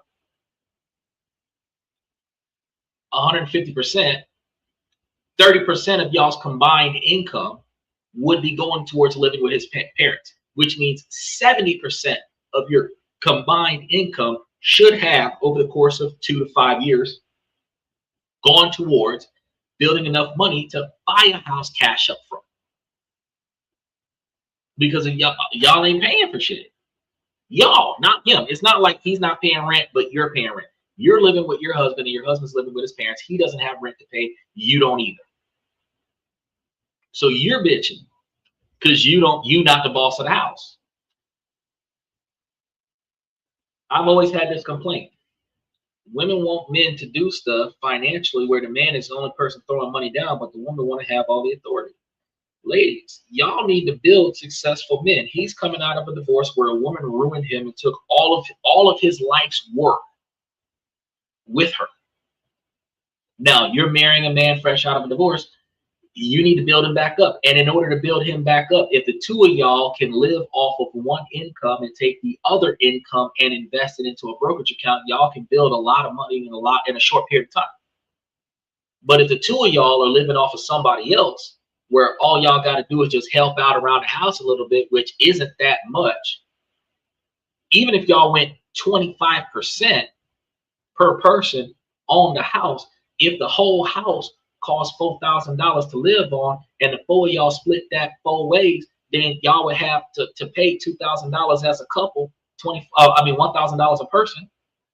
But if your income is $3,000, that's 30% of your income. So out of a combined, if you making $3,000 a month, which is $36,000 a year, and your husband is making $3,000 a month, which is $36,000 a year, y'all both would be paying a combined $2,000 out of $6,000, which means y'all would have $4,000 a month to put into a brokerage account. And you see how over the course of 10 months, $4,000 would be $40,000. Over the course of 12 months, is $48,000 that y'all would be able to put into a brokerage account. Over the course of 10 years, that would be over $500,000 plus interest, which will be almost $600,000. In 5 years, y'all be able to buy another house cash up front. In 3 years, y'all be able to have enough money to put it. In 1 year, you'd have enough money to put a down payment on a house. But in 2 to 5 years, you would have enough money to have the interest off of the brokerage account pay for the house. Right? Because the more money you put into the brokerage account, the easier it is to leverage that money towards the loan. Because you have whatever if the house is a $500,000 house, and then the brokerage account is $250,000, and you're going to leverage the brokerage account and the house, which is $750,000, towards a $500,000 loan, the bank's going to say yes to that. And then y'all can co-ownership, husband and wife, on the house, because you helped them get it. Right?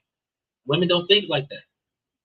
Women think he needs to get off of his ass, and he needs to make the money to pay for his house so that I can have it. He gave this other woman a house. I want one. No.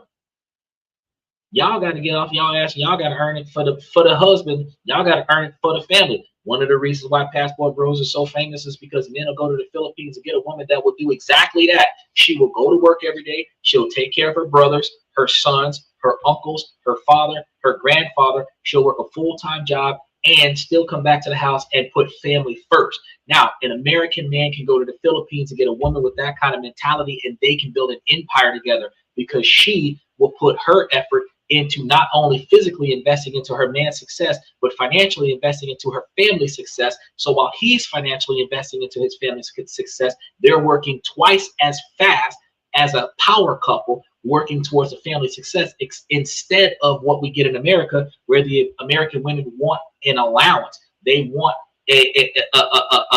reparations from being present, not from contributing. And then a lot of the times they complain about doing household chores. They complain about babysitting the kids that they created.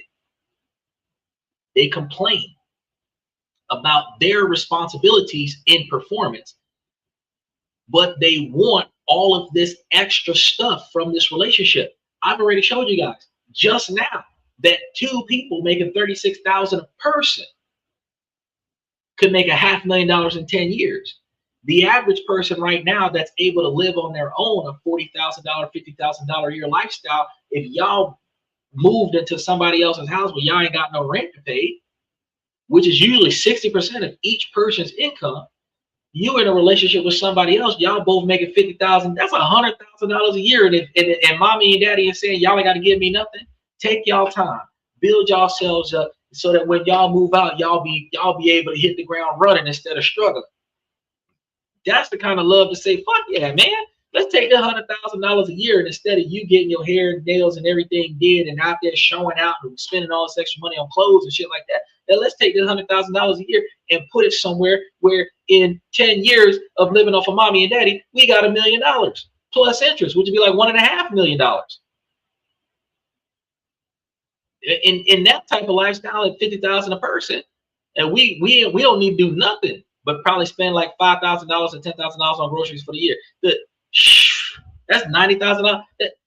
5 years we can buy the house. We can buy the house cash up front. Now we don't have a mortgage. So now when we move out of mommy and daddy's house, all we got to do is just pay for utilities. That would have been a smarter move. But wife is not making up plans to aid the husband in growth. The wife is just sitting there waiting on the man to come up with a plan. He got too many goddamn bills. He's got a ex-wife, which probably has alimony. He's got financial contributions to this divorce that might be permanent financial contributions, not short term. You know, he's got less money than he would like to have to get stuff done. He's still got to do for you. And God forbid you get pregnant and start having kids, bro. You know, this is when a man is fighting and he's running out of options. This is when the women become the support and the asset. Because if she can find solutions to the problem that we can do together, if I don't have any more solutions, you're supposed to be the one. You're the coach ringside watching me fight. And every round, when I sit down, I don't know why he won't go down. You got the cut man cleaning me up and you telling me, hit him in the gut. Come on now. But if the wife is just sitting back there like, shit, he ain't gonna win, how the hell do you expect him to win? If you step back and watch what's going on, analyze the situation like a chess game, start planning for the next phase. Hello, SBA. Start planning for the next phase. And then after you plan for the next phase, you transition with him. You guys will find yourselves more successful. But if you just sit there waiting on a handout, you know, you're dead weight. If he don't have a solution and his solution has to include you, your solutions don't have to include him. And that's one of the reasons why you're thinking, oh, should I get a divorce? Should I leave him? I don't like the situation that I'm in, but I'm not willing to put any effort into improving it. I want him to go from a rent-free house to having rent to pay so that I can have more control over the house. How is that financially responsible? How does that benefit your family, your marriage, so that you can be in charge? Because you're not in charge because it's not his house for you to be in charge of his house. And that's really the only complaint you have. You don't have control. So that's one of the changes that has to be made. You've got to stop thinking about yourself and stop thinking about him. Because he's thinking about you. And that's why the two of y'all are living in his mama house for free.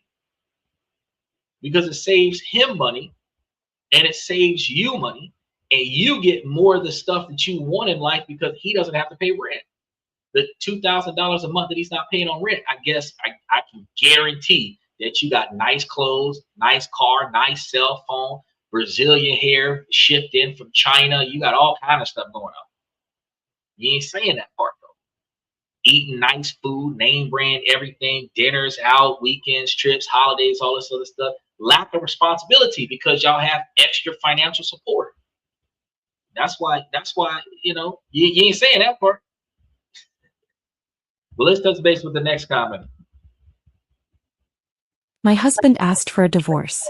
For context, we are married for 1.5 years and together for 6 years. About a month ago, he told me he felt emotionally disconnected and that he didn't feel the same way anymore. He said it wasn't about anything I did and that I'm a wonderful person, but that something in him has changed and he doesn't know how to get back to how things were. Today he told me he wants a divorce and we agreed that I will move out. I feel devastated. A few days ago I was thinking about children, future plans, holidays with our families. And now I'm suddenly looking for an apartment and trying to figure out how to start over. He told me that he has nothing to pinpoint as being wrong with us or the way we are, that I am a great wife, a supportive one, that I look gorgeous, that I am a good person. I don't even know how to process this. I feel like my whole life shifted in a single moment.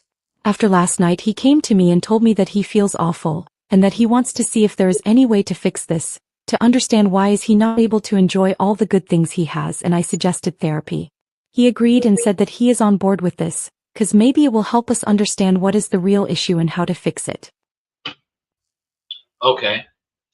I can tell you exactly what the damn problem is. There's some resentment there. He ain't paying attention to it, but there's some resentment there. it's not 100% your fault because he has not articulated the things in your relationship that he's not satisfied with. But there's something about your relationship that he's not satisfied with. And that frustration is leading him to recognize that he has lost his attraction in you because he is tired of the bullshit. Women have this experience all the time. If a man ain't performing the way she wants it to perform, she loses attraction in him. The first thing that goes out the window is the intimacy. They usually don't say anything about what's wrong, and by not saying anything about what's wrong, that resentment festers and multiplies until they no longer want to even be touched by their romantic partner. This happens on both sides of the fence. By y'all going to therapy, not just him going to therapy, you're going to therapy too. Y'all need to have two therapists now, one for just him and one for the both of y'all. Because as he addresses his personal issues, he has to articulate to you appropriately his issues. And his one-on-one therapist cannot be a group therapist. So you're going to need two therapists. Okay. He has to be able to professionally and appropriately articulate, not professionally, but respectfully and appropriately articulate to you what his issues are. Sometimes it can be based on depression, and it could be because of the stress and frustrations in his life, being overwhelmed about things, areas of inadequacy where he feels like he's not good enough for the relationship that he has, or he may feel like he doesn't deserve it. But if y'all been together for 7 years total, because you said y'all were dating for 6 years and then y'all were married for 1.5 years, unless that marriage was forced upon him, and that a lot of the times that happens because after 5 years, if you don't get married, people usually break up because society expects after a certain period of time that the next step is taken. The next step should only be taken when the wife is performing like a wife and the husband is performing like a husband.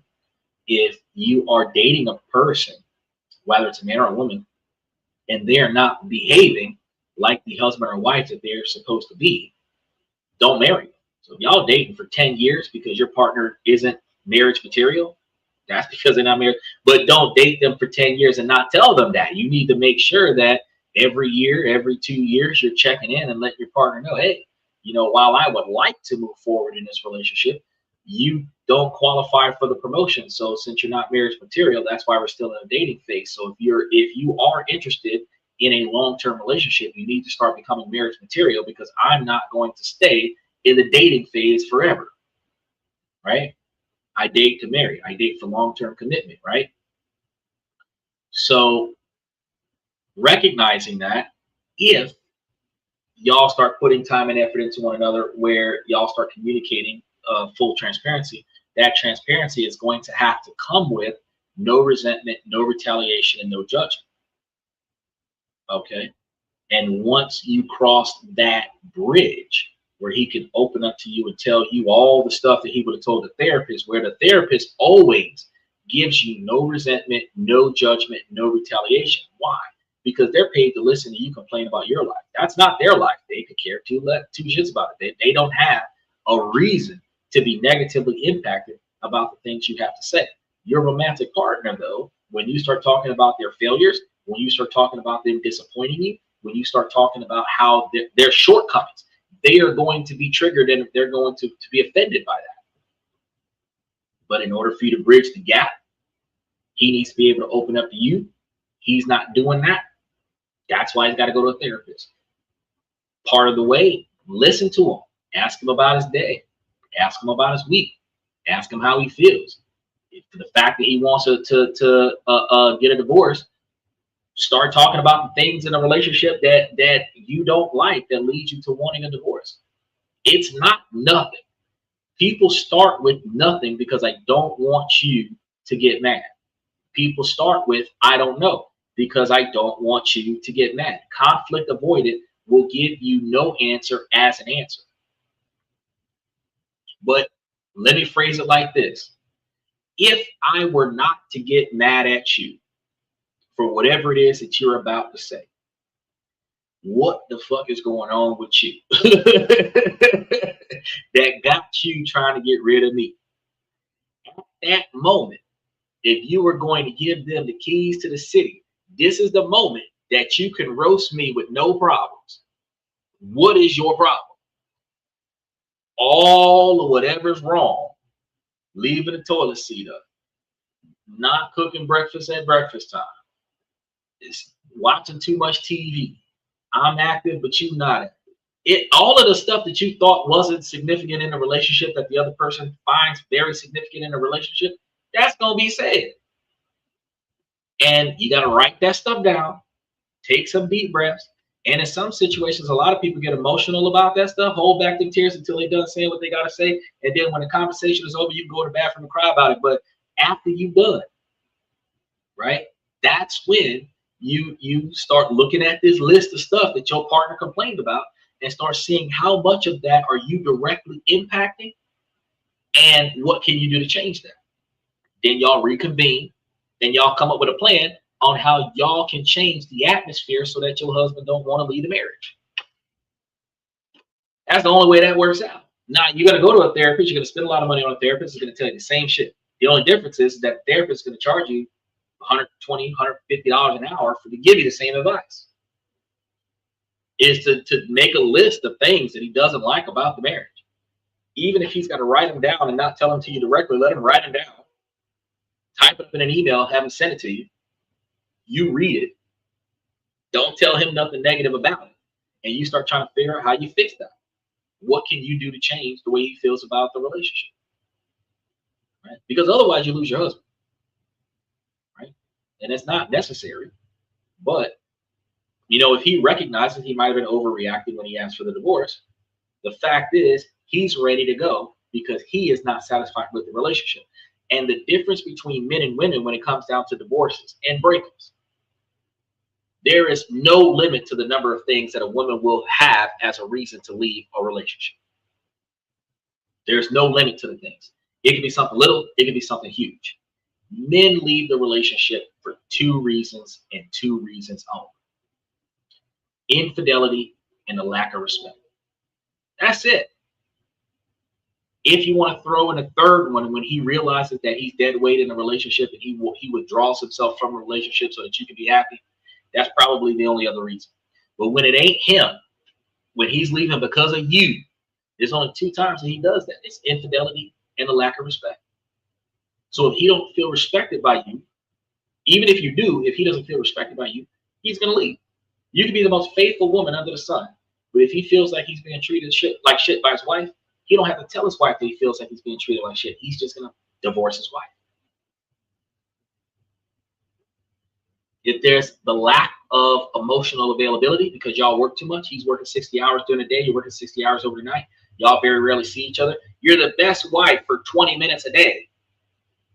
But I spend more time at work with people that I know better than I know my wife in that scenario because y'all don't have enough time for one another. Your relationship does not exist. That's like marrying a soldier who spends 10 years overseas. Technically, you're married on paper, but technically you've been single for 10 years. So when he comes back from being on a 10-year tour and there's a 5-year-old in the house that's not his, you know, everybody says that she's wrong for that, but look, she's been single for 10 years. It's the equivalent to him being in jail for 10 years. You can't expect her to do nothing for 10 years till you come back. You know what I mean? Loyalty would say so, but realistically, that's not going to happen. You know, you would have to be like socially not interacting with anybody in order to say that you're never going to end up in another romantic relationship with someone else, because it's been proven that well over 150 times in a lifetime you can fall in love with somebody else. So if you're married to one person where you have love for that person, you can fall into a new love with somebody else, but you can only have the most love for one person at a time. So if you fall out of love with your husband or your wife, you have room to be in love with a second person while still having love for your husband or your wife. So if the spark in the relationship is dead because you guys stopped paying attention to one another and started going through the motions of keeping the ship from sinking, one of the things y'all got to do is rekindle the relationship. So if the relationship is emotionally dead, that's why he wants a divorce. He doesn't feel like he's valuable in the relationship. the lack of recognition from his wife. Not necessarily your fault for not knowing it, but now that you know, no one is half the battle. All right, let's touch base with another one. Whew, this is a long list. I wish I hadn't told my husband something. Oh, Now sure. I don't know how to deal with it. I am 30 and he is 36. I was going to the beach. My husband was abroad visiting family. I didn't go with him this year as my mum is very ill. We were talking today and I mentioned an incident that scared me. It was a lot worse than I told him. I decided to make a return before I went down to the beach, so was on my own. When a young man asked me if I dropped something, I said it wasn't mine and he proceeded to follow me asking if I was Russian, Lithuanian, etc. I got on with what I was doing and ignored him. I didn't realize he was still following. I put my bags down to sort the return. This man then slid up next to me and picked up my bags. He then proceeded to keep putting his arm around me and much more inappropriate things. I didn't mention any touching to my husband. I went into multiple shops as I needed help. No one would help. It got a lot worse and I was prepared to lose all my belongings. I saw a taxi, so went and got in. The man came with me and was trying to get into the taxi as well. I told him again to give me my bags back and go away. At this point, he finally gave me my bags. I told the taxi driver not to let him in and leave. The taxi driver told me I was hard on the man, who was clearly infatuated and a real gentleman for carrying my things for me. These comments p'd me off and I just cried. I told my husband the incident had shaken me up a little. We're currently separated. It made me terrified about our separation as he does protect me. I didn't go into the details of any of the other things this man did. I just said he took my bags. It was the middle of the day and I couldn't get anyone to help me. My husband got very angry and started shouting, "Why does this always happen to you?" He now wants to go into the shop where this happened, demand to see CCTV, and know why no one helped. I obviously don't want this to happen. I don't want to revisit any of it, but he's taking time off work to do so. I need him to leave it, but he will think I've done something wrong if I don't just go through with it now. Nothing I've said so far will get him to leave it. I just want to leave it. I wish I'd never said anything, but at the same time it's shown me there's no chance for our marriage. My husband helps a lot with my mum. I wouldn't have coped without him. He and his whole family have been a huge support, after her family have really let us down. I just want to leave this behind. Any advice as to how? I'm desperate. I'm not hiding the details from my husband. I was trying to tell him what happened.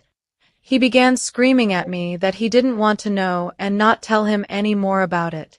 He loves when males and his friends and family compliment me. He always remembers and wants everyone to know what was said. When it's anyone outside of his circle, he loses his mind and then says I must have done something to make them think they had a chance, regardless of the fact I haven't left his side.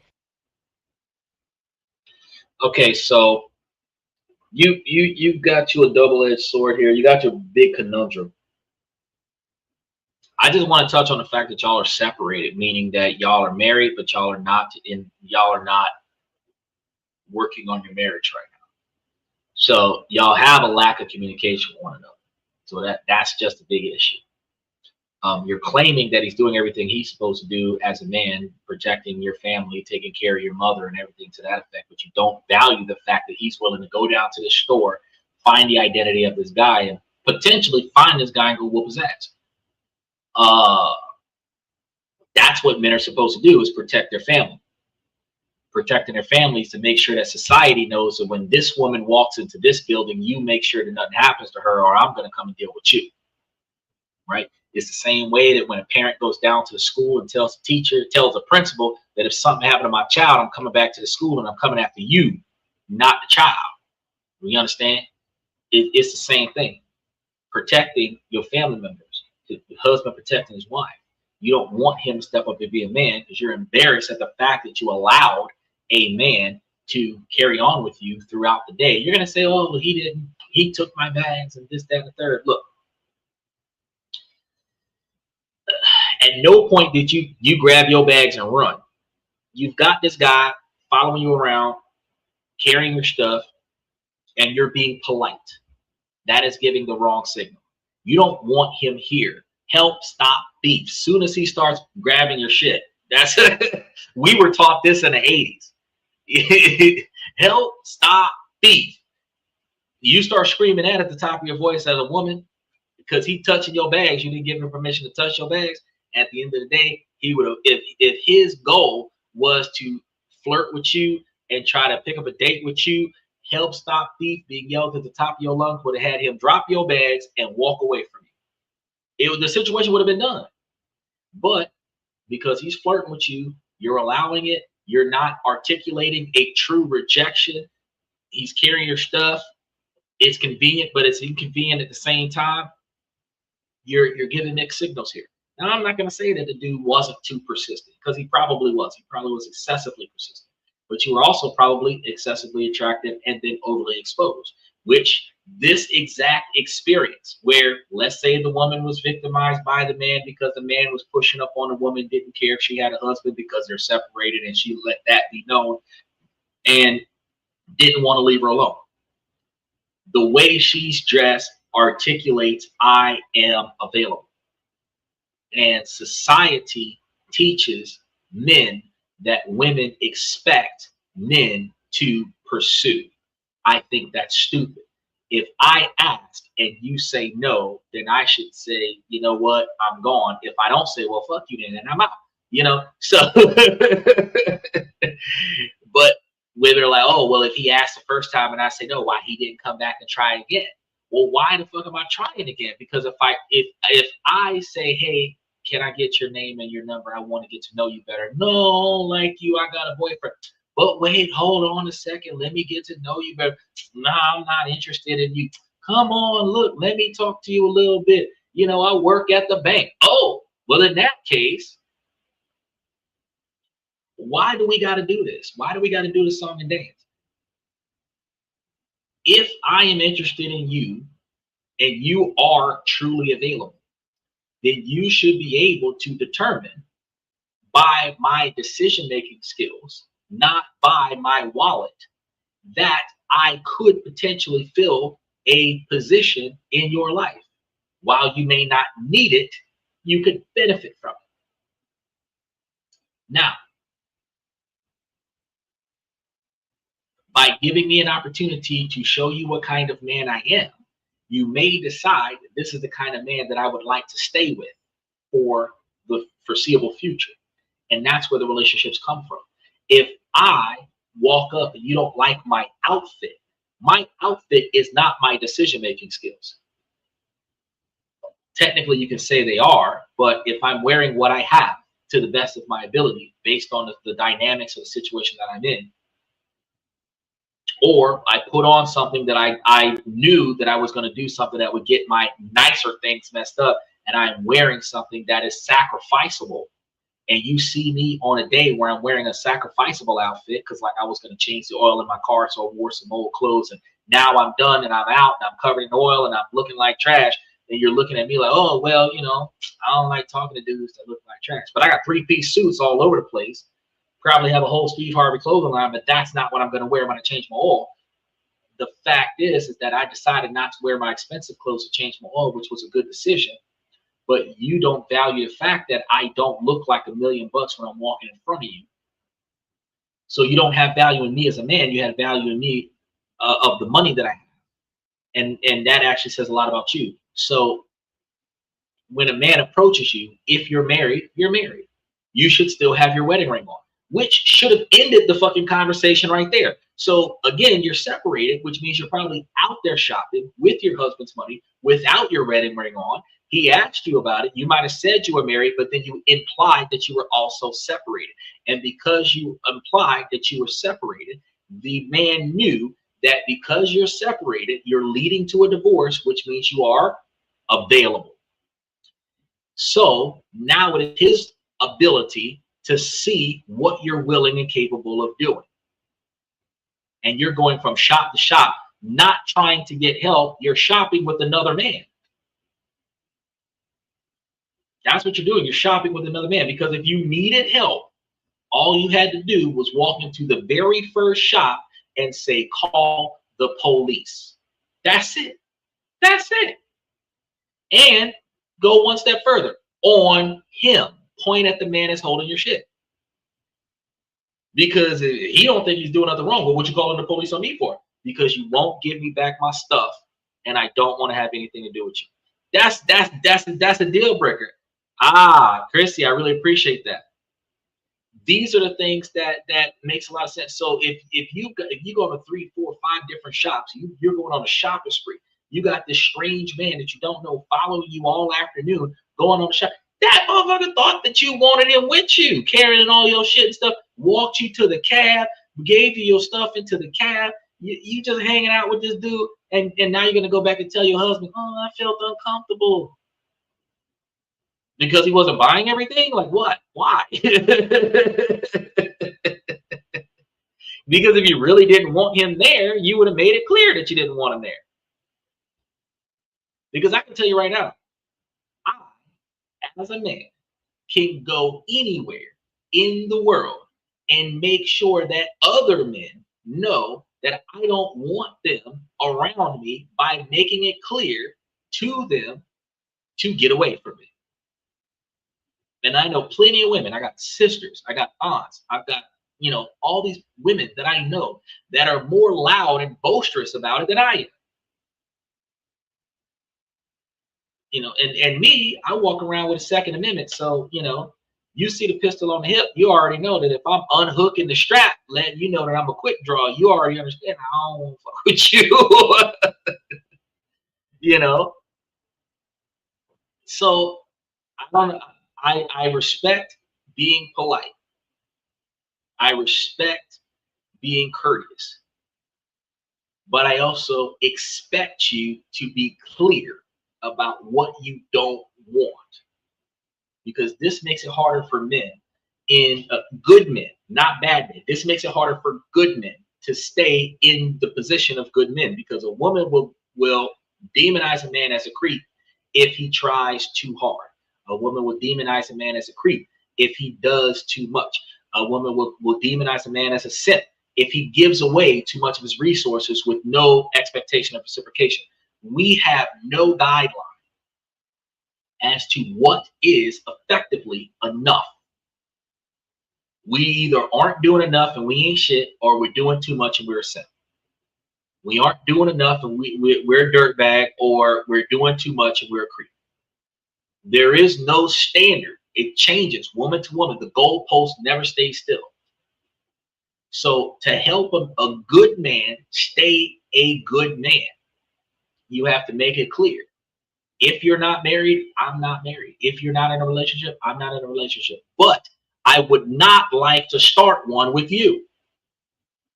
Period. Well, maybe we can just be friends. I don't want to be friends with you either.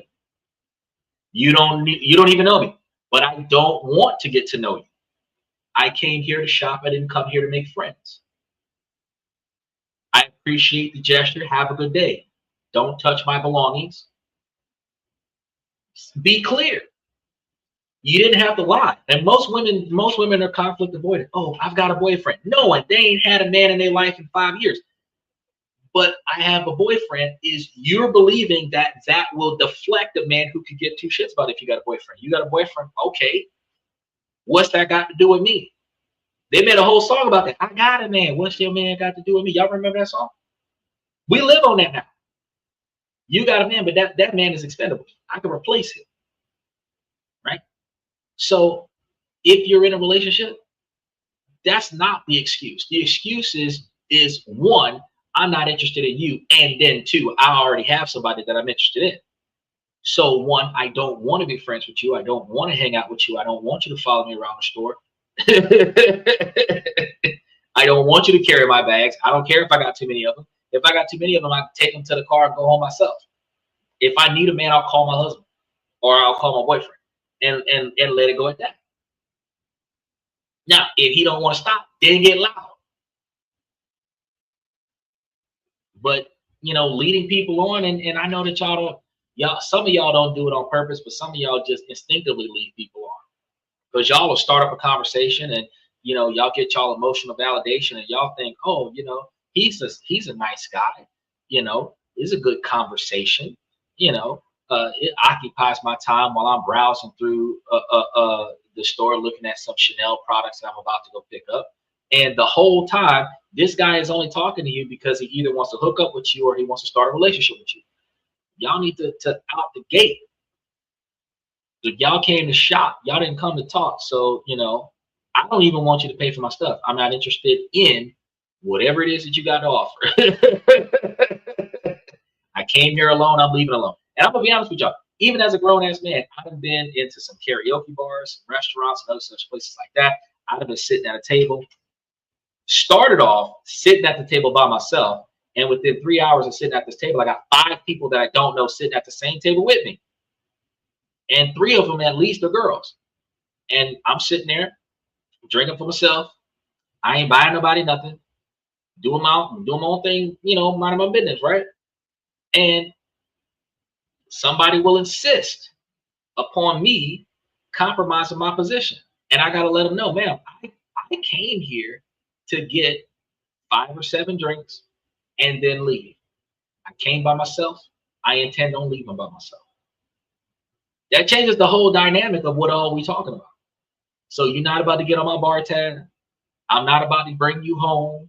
We're not about to do X, Y, and Z, because my intentions was to come here, listen to a little bit of music, hang out in a social atmosphere, maybe have a couple conversations, buy myself a few drinks, and then walk out the door. So if you want to talk to me another day, maybe we can exchange contact information. I might change my mind down the line, but today I came by myself. I'm leaving by myself. And that dynamic, we have more respect for one another at the table. And ultimately, that's one of the reasons why the table grew so large. So many people came around the table. This guy's cool because he's not trying to push up on us. He's not doing nothing for us, but we all got a place to sit because he's sitting over here by himself. We can all sit with him and hang out and no problems. And what happens? 3 girls sitting at a table with me. A guy comes up. Damn, how did you do this? Because I could give 2 shits if they're sitting here. That's all I did. They're not here for me. They're here because there's 3 extra chairs here. Right? When you're not desperate, women just flock to you, right? But when you start showing that thirst, oh, he's a creep. Again, trying too hard. And this is one of the reasons why worst dating advice in the world, but what they say, oh, well, if you ignore her, it attracts her. It is true, but if it requires me to use psychological manipulation to get her to give me the time of day, that's not going to be a lasting relationship. It might get me to a 1-night stand. It might even get me to 2-night stands. But at the end of the day, it's not going to be something that's going to be buildable. Okay. I want to make sure that I articulate from the day one my non-negotiable expectations for behavior. And if I'm articulating my non-negotiable expectations for behavior from day one, I know that if she's willing to stay, then she's willing to stay on my terms. Because if I'm going to sign up for her bullshit, she must sign up for mine. And I'm going to tell y'all right now, I got 3-4 different platforms up here right now. Ladies, rule number 1, I'm looking for obedience. So I'm not going to start with the light stuff and build myself up to the heavy stuff. I'm going to start with the heavy stuff because everything else is a piece of cake after that. If I got obedience, then everything else falls into place, right? And a lot of women are like, he's misogynistic, then I don't want to talk to you. Because if I said I'm looking for obedience, a woman from the Philippines would be like, that's nothing. In my family, we raised on obedience. We give you 20 years of obedience, right? So, you just got to think about this. All right, let's go ahead and touch base with the next one because we got a few. We're gonna be here for a while, y'all, because I got a laundry list of comments. My roommate's brother has been making me increasingly uncomfortable. And today I found something that really scared me. I am 24, have lived with my roommate who is 26 for about 2.5 years. We're really close. So when her brother who is 28 moved to our town recently and needed somewhere to stay for about a month, I obviously didn't mind. I've met him many times before, and I never felt uncomfortable or creeped out by him. He's just one of those people who's difficult to read. Sometimes he'd barely say 2 words to me. Other times he'd stare at me for way too long, or make some weird comment. I figured maybe he was just socially awkward. His family is super sweet and normal, And he's never had an issue getting a girlfriend, so I really didn't have any reason to think anything of it. It wasn't until maybe week 2 or 3 of him staying with us that I started noticing weird things. My bathroom stuff would be moved around or used, not in the girl roommate way either, lol. Y'all try. My bedroom door would be open when I was pretty sure I'd closed it, and drawers would be open or messy. Nothing was ever actually missing, so I kept telling myself I was imagining it. Then it got harder to ignore. First, I had just gotten out of the shower one night and left my towel hanging in the bathroom while I went to my room to get dressed. Y'all hear When the I bullshit? came back, he was standing there holding it. I literally just stared at him and said, "Is that my towel?" He looked caught off guard and said he thought it was his. It was obviously mine. It's a fucking bluey towel. I laughed awkwardly because I didn't even know what else to do. And I even joked that I could get him his own if he liked it so much. Second, my girl's thing. Whenever the 3 of us are hanging out, he'll make a point of sitting between me and my roommate. He'll put an arm around each of us and say things like, "I love my girls." The first couple of times we laughed, but it became a regular thing. One night at dinner he literally looked at both of us and said something along the lines of, "Honestly, I've got the best setup here." My roommate laughed and told him, "We're not your girlfriends." He just said, "I know. I'm allowed to appreciate my girls." At that point, it started feeling less like a joke and more like he was testing how far he could take it. That same night, we watched my favorite movie, had my favorite dessert, its niche, and went night swimming. All of it was his idea. It sounds stupid, but I genuinely felt like he'd somehow read my diary. It was this weirdly perfect night based almost entirely around things I love, and I remember thinking, this is actually really sweet. We eventually went home and my roommate and I went to bed.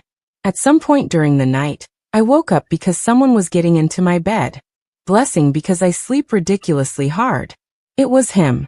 I freaked out and immediately asked what the hell he was doing. He said he'd been half asleep and thought it was my roommate's bed. I told him to get out. He did. My roommate was obviously furious when I told her the next morning. He apologized and said he genuinely thought he was in the right room. I wanted to believe him because, what other explanation is there? But I can't stop thinking about the whole thing. Like, you give us this incredibly thoughtful, perfect day, and then get into my bed that night? Of all nights. Did he only do all those things because he was trying to get closer to me? Or am I completely fucking insane for connecting those things? I feel so fucked up about it. Part of me even feels like I somehow played into it by being dumb and trusting him. My roommate stood up for me and hasn't blamed me at all, but I still feel weird about the whole situation. After that night, I stopped feeling comfortable around him. And then today happened. He's moving into his own place, so my roommate and I were helping him pack. He had a suitcase open, and I was moving some clothes around when I saw a Polaroid tucked between them. It was a picture of me. I can't make this shit up. It wasn't a group picture. It wasn't something I knew he'd taken. It was literally just me. And I had never given it to him. I didn't say anything. I just said I'd make the first trip with some of his stuff, got in my car, and now I'm sitting at racetrack freaking out. Because what the fuck am I supposed to do with that? I feel like I have to actually address this now. I'm scared that no matter what I say to my roommate, she'll think I'm crazy or that I'm putting all these unrelated things together. And I also feel guilty because this is her brother. Maybe I've been ignoring obvious red flags because I didn't want to believe someone I've known for years was actually being creepy toward me. But now there's literally a Polaroid of me in his suitcase. Look, FX Trader says, sounds like that old 70s show called Three's Company. I also sit over here thinking the same thing. So her brother, so this your roommate's brother that's up here. So you sitting up here tripping on this man. Now, granted, he may like you, right? But he's not saying nothing about it, right? Now, some of the stuff he might do, you might feel like that's creepy, but y'all are living in a cohabitated scenario where you're inappropriately dressed and you want him to behave. Then I don't know what the dynamics of y'all living situation is, but for some reason you ain't got no locked doors. There's a grown man in the house. It's not your boyfriend, not your husband, and you are sleeping in a vulnerable position with doors unlocked. I'm not saying that men are gonna try stuff when women are sleeping, but let's be real. If dude likes you and y'all are doing all kind of stuff and y'all are swimsuits and all of this other stuff, night swimming and everything. So we paint this picture now. If anybody's seen The Big Bang Theory, if Penny was your roommate, you would be trying to smash. Plain and simple. It don't matter if your sister is attractive or not. What matters is that her roommate is hot. Now, look at some of the outfits that Penny was wearing on the show. You would be trying to smash. So, the inappropriate signals that you're sending, the inappropriate behavior that you're sending, and I've been talking about this a lot of times on the show tonight, especially, is if you wear the right outfit, you're not giving the wrong signals. When you came out of the shower, all you had going into the shower was the dirty clothes that you were coming out of, hopefully, because I would hope that you didn't go into the shower with no clothes on, but you coming out of the shower with the towel that you're supposed to have, any undergarments that you're going to have, panties on or whatever the case may be. And then if you're going to get dressed in the shower, or the bathroom that you're in, the clothes that you're going to put on when you come out of the bathroom. You said you left the towel in the bathroom.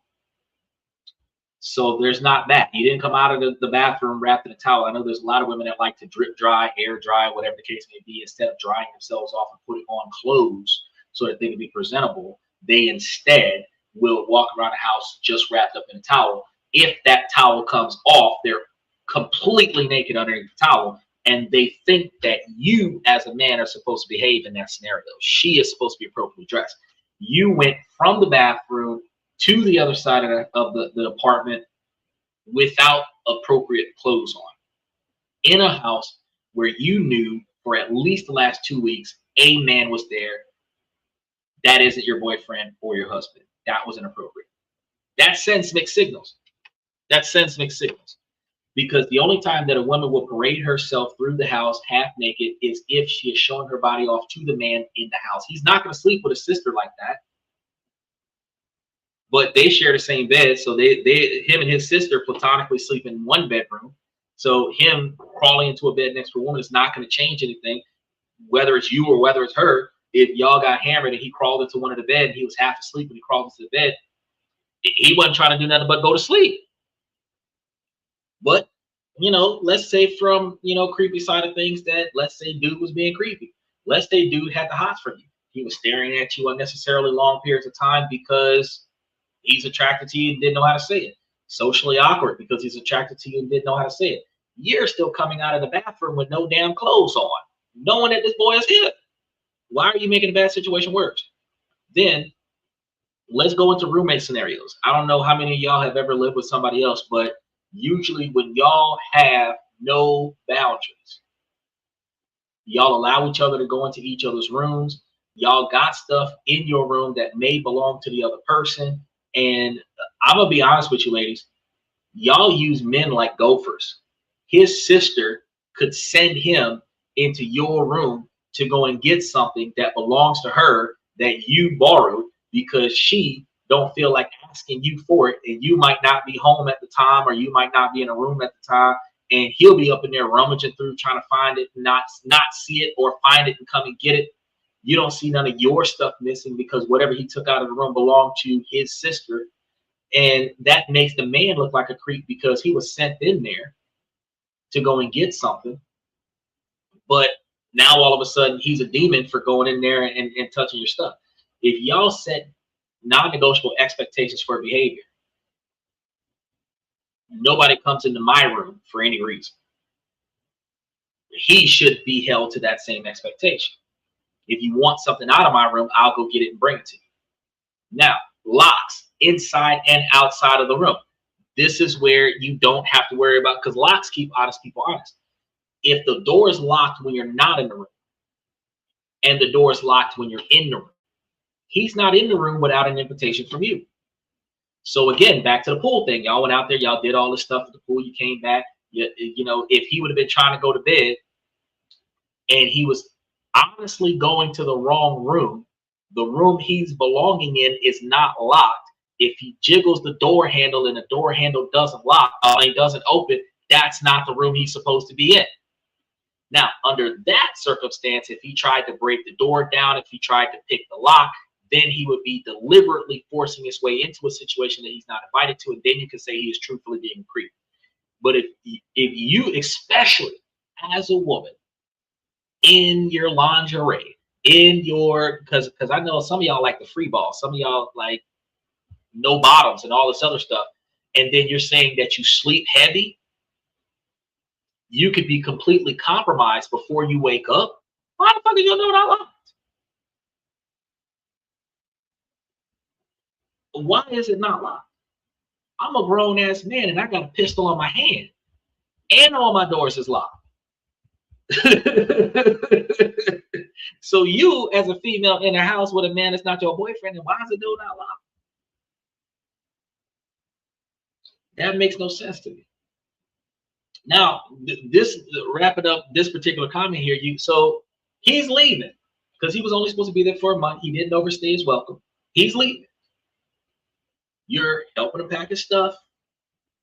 Didn't necessarily have to. You're sorting through his things, where that's not what men do. Men just throw stuff into a bag and take it. Y'all are going to take it back out of the bag, fold it up all nice and neat, put it somewhere, and then you're going to find yourself in a position where now you've come across this Polaroid.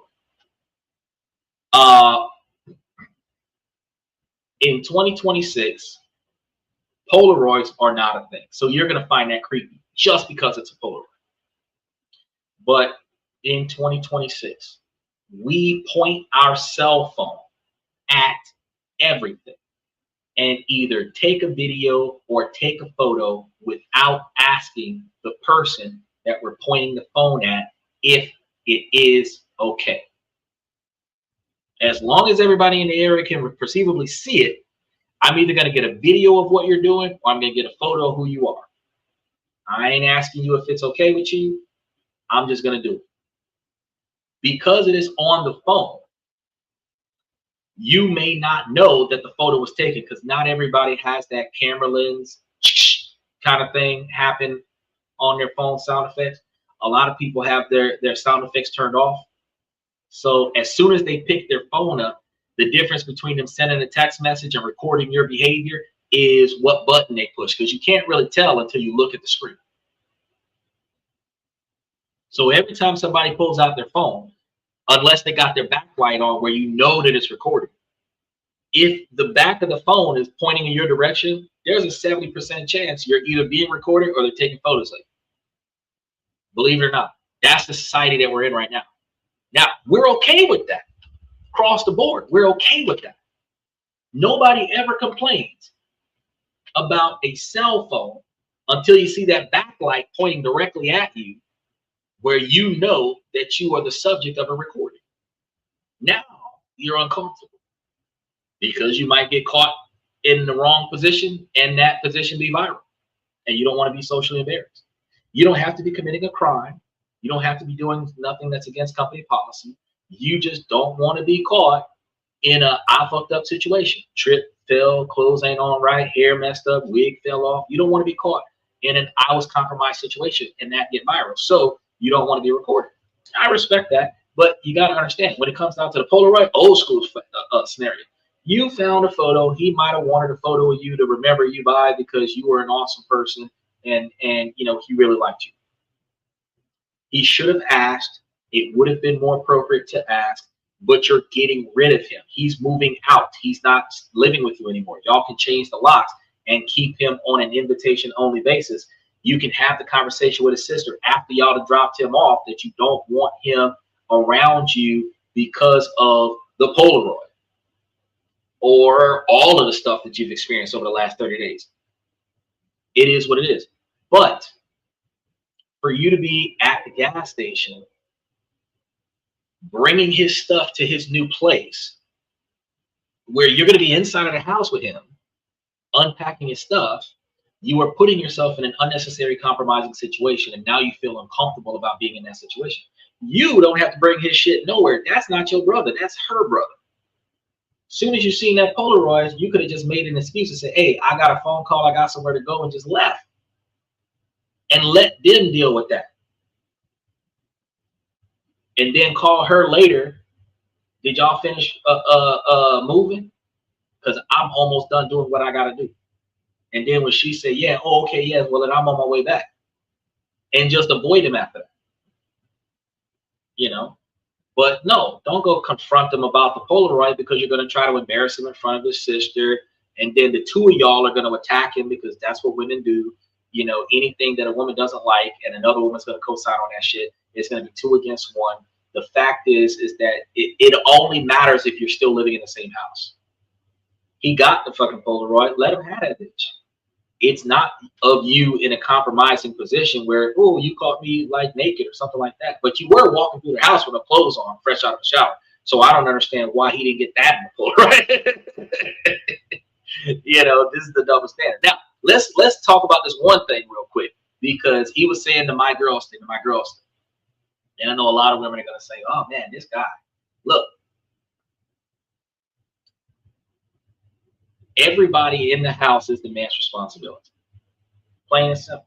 I've been saying that all night. It's not going to change in this situation either. So, in his house, to the same platonic level that his sister is one of the girls that he's responsible for, you are one of the girls that he's responsible for.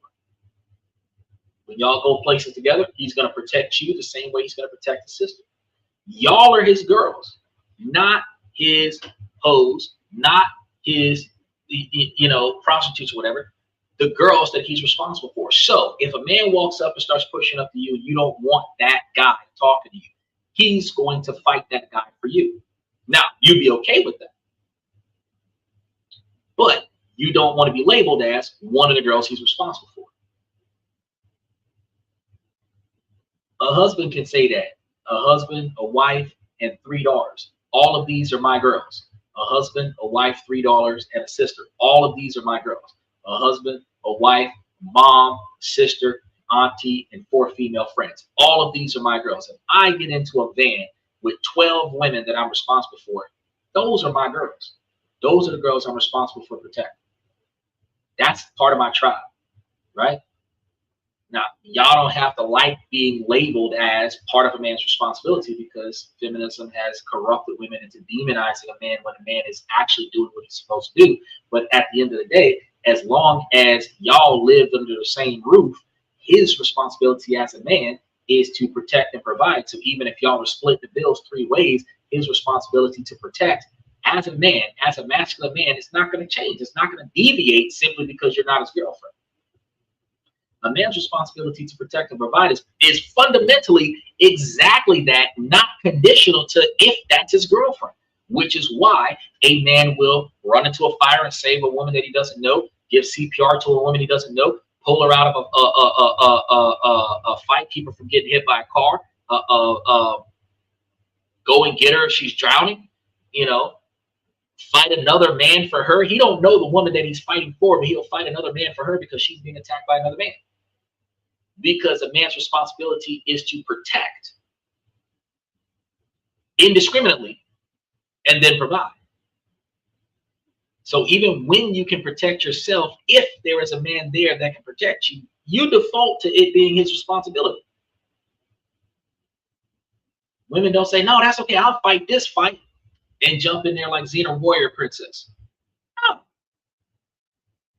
If you're in a situation where you were about to square up to a man and another man walk up, you step back and you let them men fight. You're like, ooh, this dude came to save me. Right? So recognizing that a man is supposed to protect all the women in the area, y'all are supposed to be able to just step up and say, well, look, shit, yeah, I'm his girl. I'm not his girlfriend, but I'm one of the girls that he's going to pay for at the bar when we go out together, the 3 of us. I'm one of the girls that he's driving in the car when we go in places, the 3 of us. I'm one of the girls that he's going to feed when we go to the restaurant. I'm one of the girls that he's going to fight for if the shit gets real. Well, yeah, I'm one of his girls. Dixon said, yeah, exactly that. Yeah, I'm one of the girls. Because at the end of the day, if I'm going to benefit from being one of his girls, then yeah, I'm one of his girls. Because look at this. if we was going places, it doesn't feel bad for a woman if we all went places and these were all my guys. But I'm a girl. But if I would have said you one of my girls, you would have been insulted by it. These are all my guys. This is my squad right here. These are all the people on my tab. That's the same thing. These are my boys right here. The same that these are my boys is the same way as these are my girls. And then if he got a maid where he got 2 girls in the house, they both reasonably attractive. They both look out for him. They cook, they clean, they do the stuff that they're supposed to do on a feminine level, even though it's strictly platonic. He does his masculine thing. The 3 of them got an understanding with one another where they don't overstep on each other's scenarios. He got a good thing there.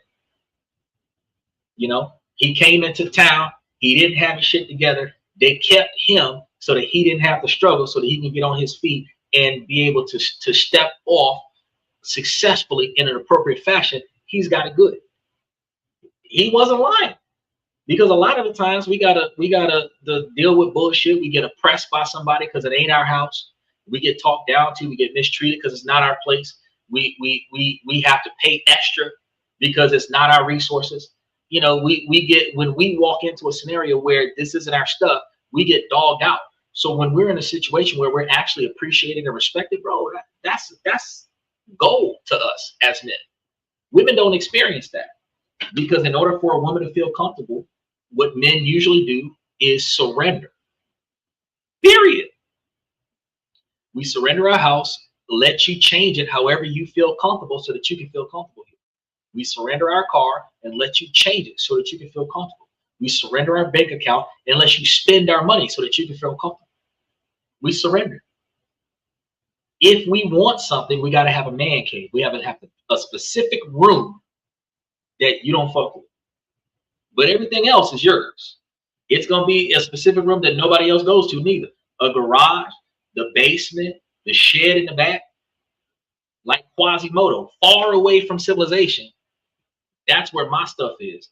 But your stuff is everywhere our company goes. We surrender. Women don't surrender shit. Women take. And it doesn't make any sense. Right? So when dude is in a scenario where y'all not taking from him unnecessarily, y'all not asking too much from him unnecessarily, y'all allowing him to get on his feet, then y'all going to aid him in his ability to transition away from y'all, he had it good. All I would say is, in that scenario, next time, put locks on your doors. Stop walking around the house without clothes on.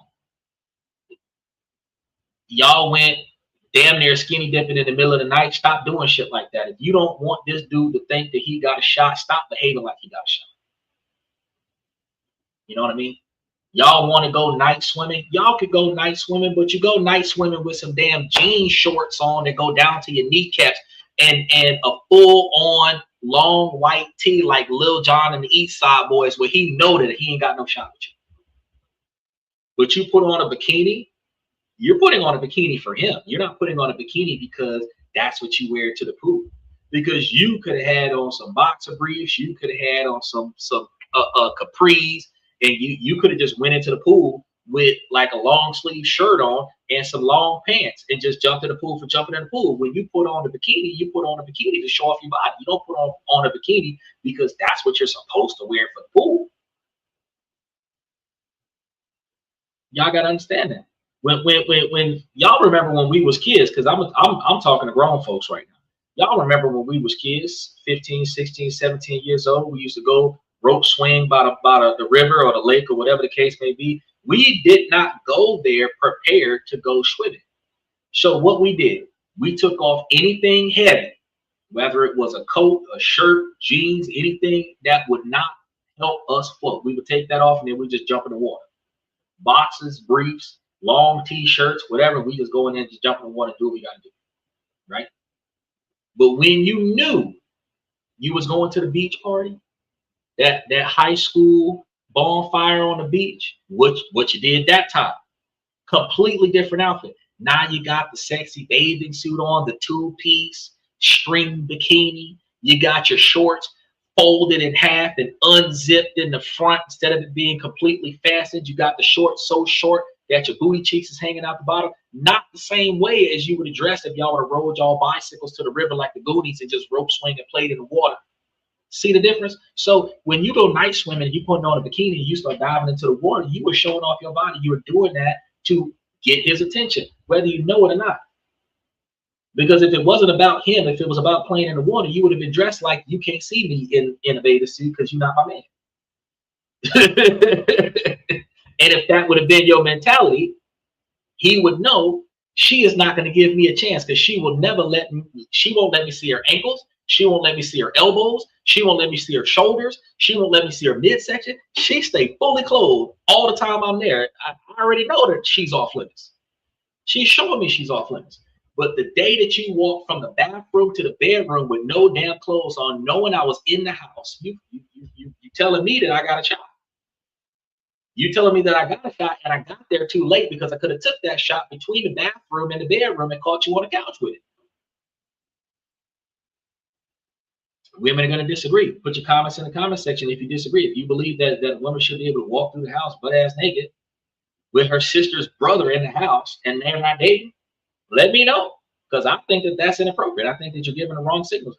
But ladies will say, my body, my choice. Ladies, y'all need to carry yourselves with a level of dignity and respect that you demand. You want to be respected like a politician. You want to be respected like a queen, right? Let's talk about real queens, not the fictitious hood rat queen that y'all be referring to.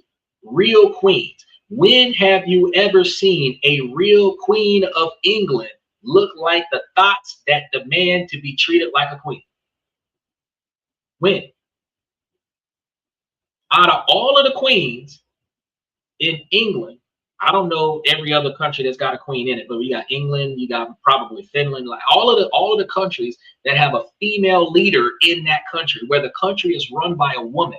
What does that woman look like, and why the fuck don't you look like that? You want to be treated like queens, true queens, real queens, not drag queens, not thought queens, not hood rats, real queens.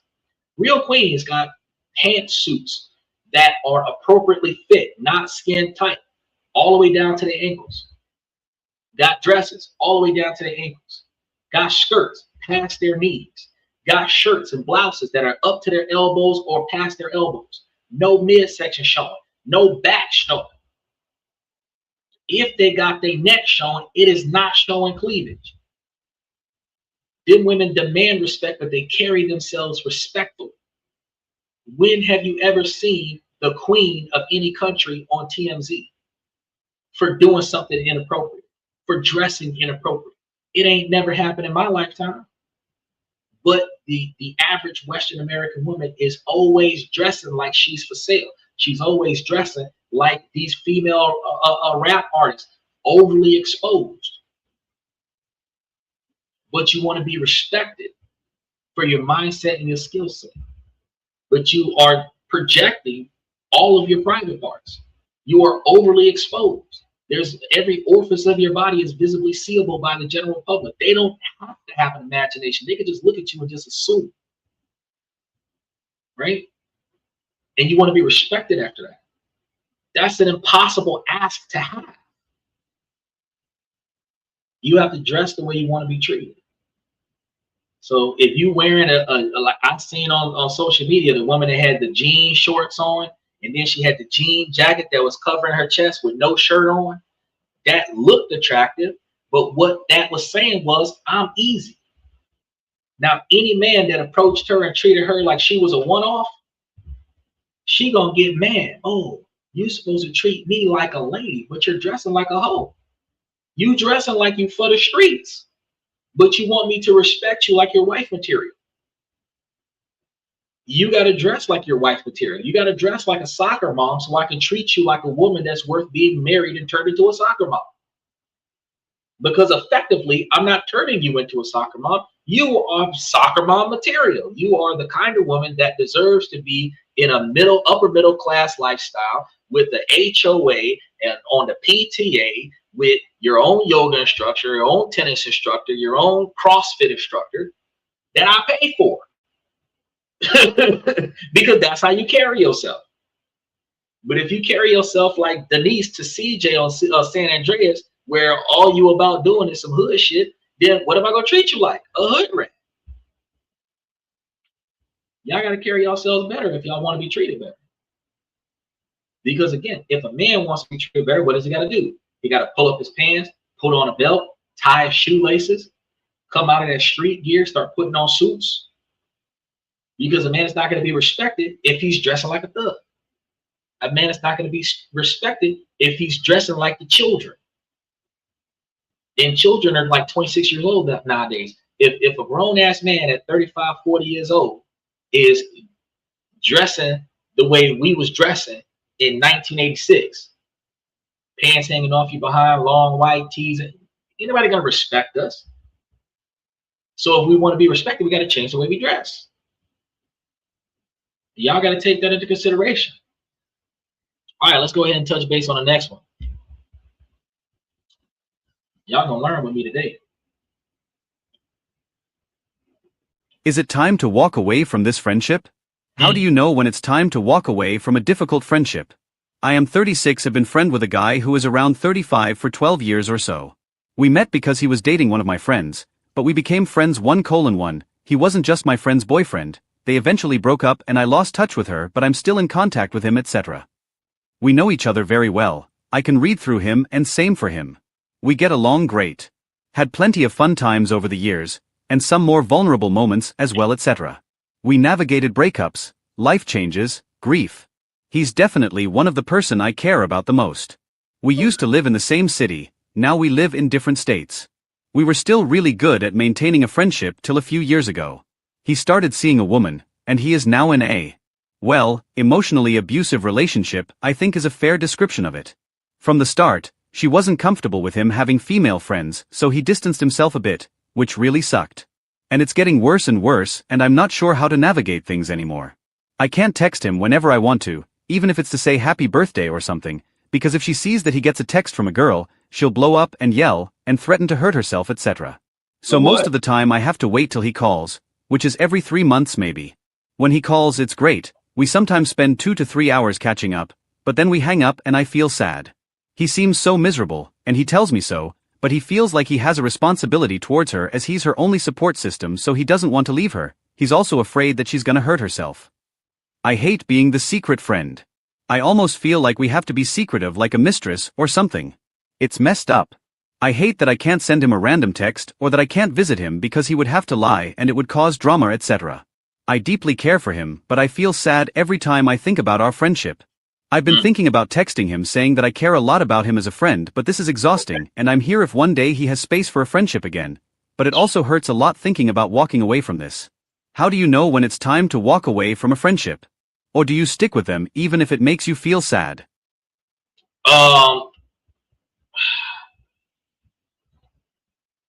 So this is a good question. I know the voice just throws everybody off. So check this out. You got a guy in the friend zone that is husband material, but you're not trying to date him. That's your first mistake. You're not trying to date to marry this guy. Now you get the emotional validation from him up until he got this girl, and now you are number 2 or obsolete because this girl is keeping him exclusively to herself. Doesn't matter if it's an abusive relationship, because if you really cared about him being in a healthy relationship, you would be the one dating him, not him dating somebody else. For y'all to be around each other for 12 years, he may have wanted you, but he was with your friend, and then he stopped being with your friend, but y'all could never get y'all feelings together. So he would get out of a relationship. He's a side guy. You're in a relationship. You get out of a relationship. You're the side chick. He's in a relationship. But y'all were never both single at the same time, talking to one another like, why the fuck we've known each other for almost 2 decades and we have not tried to make this work in a more serious fashion? Because if you know him down to his pulse rate and he know you down to your cycle, at the end of the day, y'all belong together. But a lot of women forget that a man needs more than emotional validation. But a man only has a female in his circle that he would not have a problem with having a committed relationship with. No man has non-relative females in their circle as friends, maybe as colleagues, maybe as business partners, but not friends. The only time a man has a female friend is if that is a friend that he wants to sleep with or have a long-term relationship with. Now, when he broke, because he was dating your friend when y'all met one another, he broke up with her, or she broke up with him, whatever her reason was, he pulled out of that relationship because he wanted you, because you was treating him the way his girlfriend wasn't treating him. So he let that relationship go, even though she might have left. Now you stayed friends with him instead of actually getting into a relationship with him. But the fact is, you stopped talking to your female friend. You didn't stop talking to him. See how that works out? So your best friend from way back when stopped being your best friend, and this man became your best friend. Why didn't he become your boyfriend then? So the question was, do you walk away from a friendship after a long period of time, or do you let yourself be miserable? You're not miserable because of how he treats you. If it was because of how he treats you, I would tell you, yes, you should never stay in a relationship that makes you miserable, because no other person should make you miserable. You're not miserable because of how he treats you. You're miserable because you want him to be happy with you the way y'all were happy before, without the commitment of the relationship. He can't be in a non-relationship status for very long, so he will stay in a toxic relationship instead of being in a non-relationship with you. So how do you fix that? Do you walk away from him and leave him in a toxic relationship, or do you go get your man? I would say go get your man. Help him get out of the toxic relationship before he's mentally compromised permanently. Get him a little bit of therapy, turn him into your husband. That's how you keep your friendship with this man, because y'all been friends for 10 years. If y'all was married for 10 years, y'all would have been together for 22. And at the end of the day, y'all's relationship should be stronger because y'all had a 12-year platonic interaction with one another, where y'all were able to develop a deeper emotional bond than most people ever have the opportunity to develop in modern time. And that means that if y'all got into a committed relationship, y'all would more than likely succeed. Because back in the 40s, 50s, 60s, 70s, that's what we used to do. We used to meet one another in groups. 3 boys, 3 girls, 5 boys, 5 girls. Travel 3 cars deep, 2 boys and 2 girls, and in the front 2 boys or 2 girls, and it'd be like 4 people per car, something like that. We'd have like 3 or 4 cars, and we all convoy places. And as we pair up, the groups would get smaller. The single group would get smaller until it's down to 4 people. Every now and again, some people never link up with anybody else in the group, but the majority of the group pairs off. And now we have couple friends, where the 6 of us become the 3 of us, because it's 3 individual groups coming together and interacting with one another. The childhood friend that turned into the high school sweetheart that turns into the 50-year marriage at 70 is because we spent our entire lives together. So if y'all were in 2026, us in our 30s and 40s would meet somebody today and try to fast track the relationship to marriage inside of 12 months, so that we can be married for 10 years with no history before that.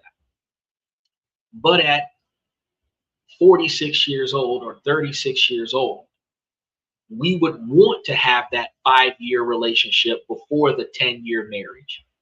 but it's hard to achieve. One issue that we have as men is that women are going to demonize a man talking to a younger woman. But a man at 40 years old dating a woman at 20 years old gives him the ability to build a 5-year relationship with her. She'll be 25 years old and he's still able to have 5 kids with her before she's 40.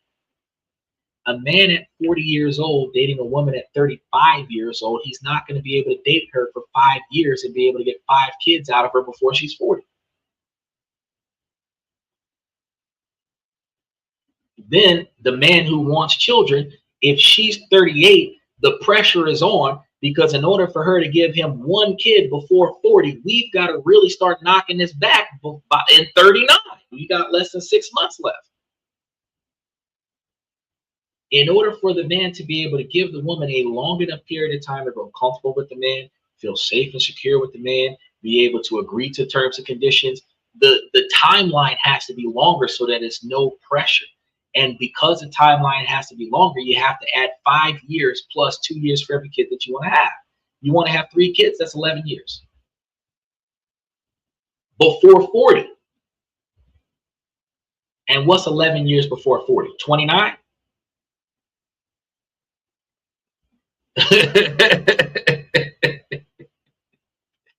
So then when women are like, oh man, he's misogynistic, he should accept me as I am. But if I accept you as you are and I take you in at 36, the timeline requires us to go from first date to you trying to have babies from me inside of the first 6 months, because in order for me to get 5 kids out of you at 36, you're going to have to take you're going to have to be dropping kids every month. Not every month, but every year. And I'm not going to get 5 because you're 36. I'm going to get 4 at best. 3 guaranteed. Right? So, long story short is we have to wrap our minds around the fact that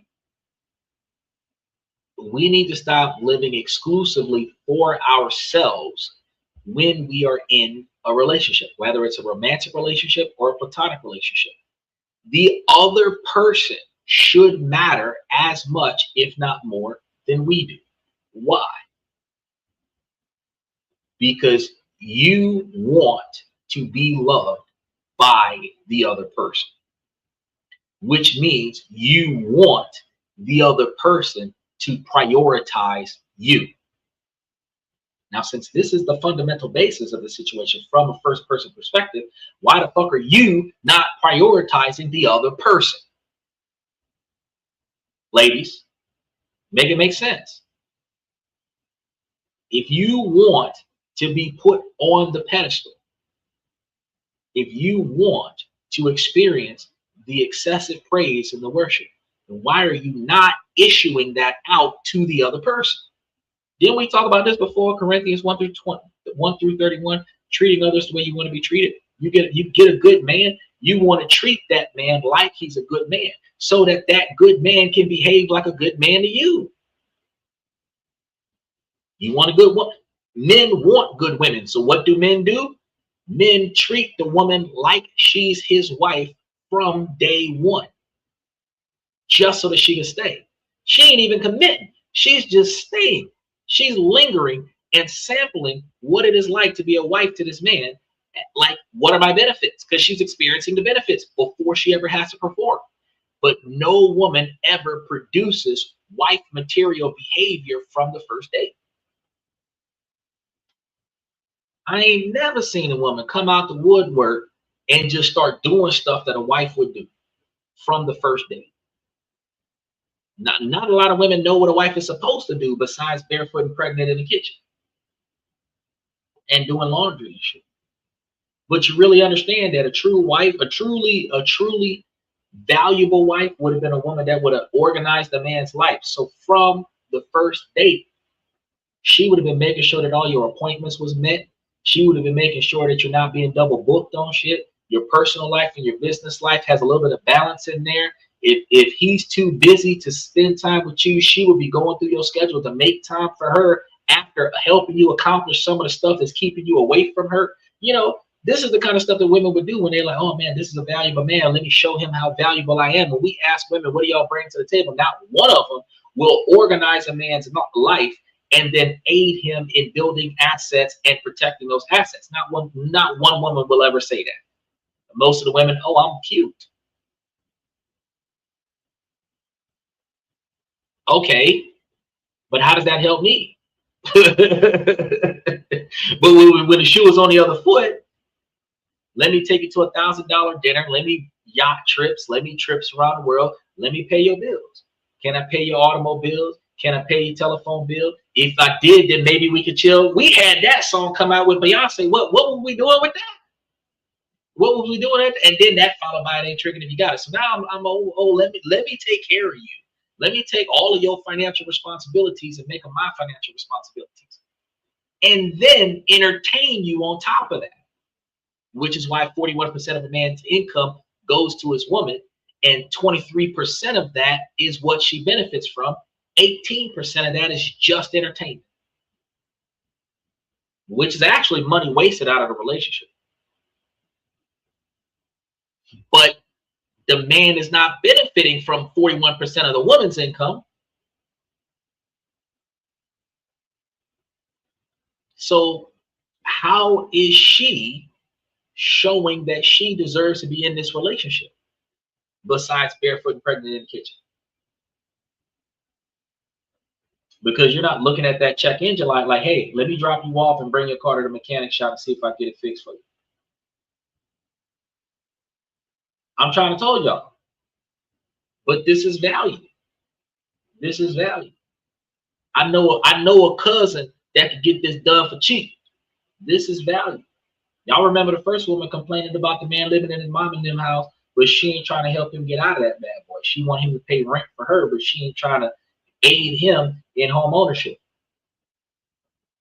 Why she didn't find a cheaper house that he could have bought that would be less than a mortgage.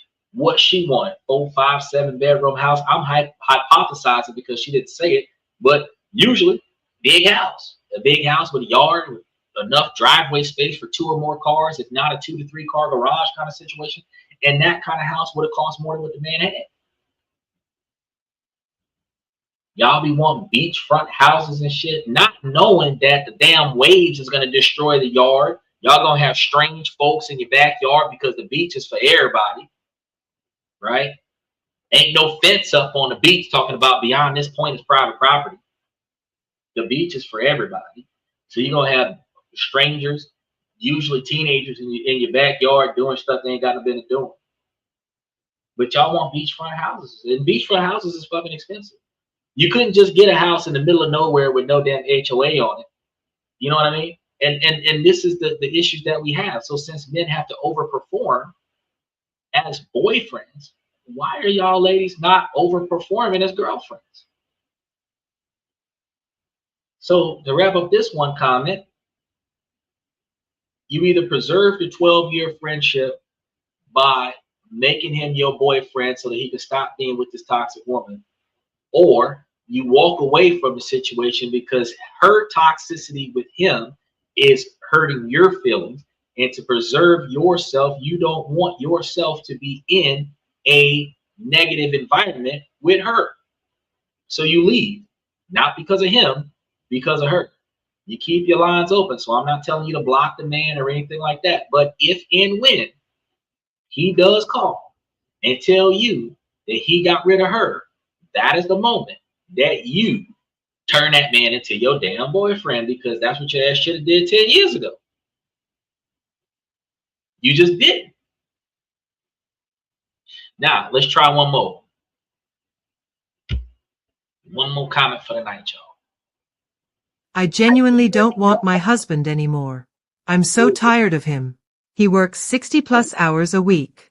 I am a mom of 2 and he expects me to make 3 meals a day every day. Because he wants specific things and I have to work around his schedule, and he does not budge with what he eats.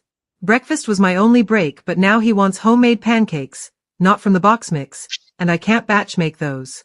I have to jump straight into labor right as I wake up, alongside with managing 2 children and grieving my old pre-baby body.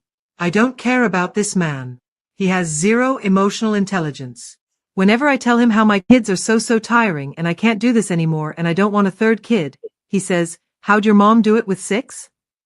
I don't care. What? At this point, I do the opposite of what he wants. He tells me to close the door. I swing it wide open and walk into the other room.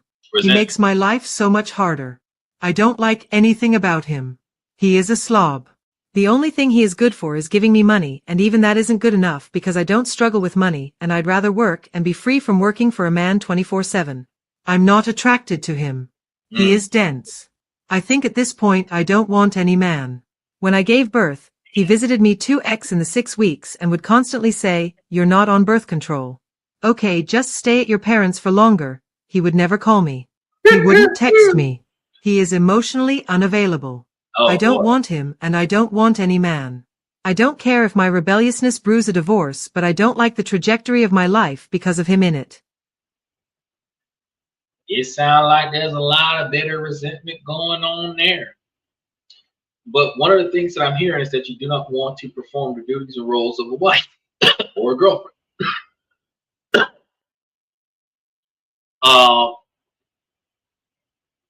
I was just saying on a nice 20 or 30-minute rant that, you know, women do not perform the duties that they should perform, but they expect the men to perform the duties that the men are supposed to perform. You are hating up this man. You say he ain't never around, but he doing 60 hours a week for you. And apparently you stay at home mom. So he's working himself to death for you, because 60 hours a week is likely 10 hours a day, 6 days a week. Plus a 2-hour round trip drive at the very least. He's gone from the house 12 hours a day. And when he come back to the house, he probably got 6 to 8 hours to sleep. Out of the 12 hours he got, which leaves him with 4 hours to be with you and the kids. Or you or the kids. Because if you need a break, in order for you to get a break, he's going to spend some of his time with the kids while you take a break and get you a nap in and stuff like that. You're going to say you're overwhelmed with 2 kids, not wanting a third, but, you know, he probably discussed with you before y'all got married how many kids he wanted, and you stayed with that, not willing to do it, but knowing that that was an expectation. Your mama had 6 kids. He's expecting you to give him 6 kids, and you only got 2 kids, and you complaining about the third one. And the third one ain't even here yet. If you knew what the job criteria was and you didn't want to fulfill the role, why did you sign up for it? You can't hate him for that. You got to hate yourself. You don't like the trajectory of your life because you thought you were not going to have responsibility, and this dude working 60 hours a week was going to just fund your standard of living, and you didn't have no responsibility. Now you got too much responsibility because you did not know how hard it was to take care of kids. You thought back in the day when you used to babysit other people's kids, the 2-3 hours that you had them kids, that the kids was on their best behavior, because if they didn't, when they went home, they got their ass whooped. Now that you're the one whooping the asses, now you have too much trouble with dealing with each other. But we also got to recognize that there's a lot of people in modern 2026 that spend more time making the kids get out of their face and more time disciplining the kids for doing things that they don't agree with, and less time teaching the children what you expect them to do so that they are not misbehaving. If you give the kids from the time they wake up to the time they fall asleep obligations that gives them positive reinforcement from the parent, children are attention seekers.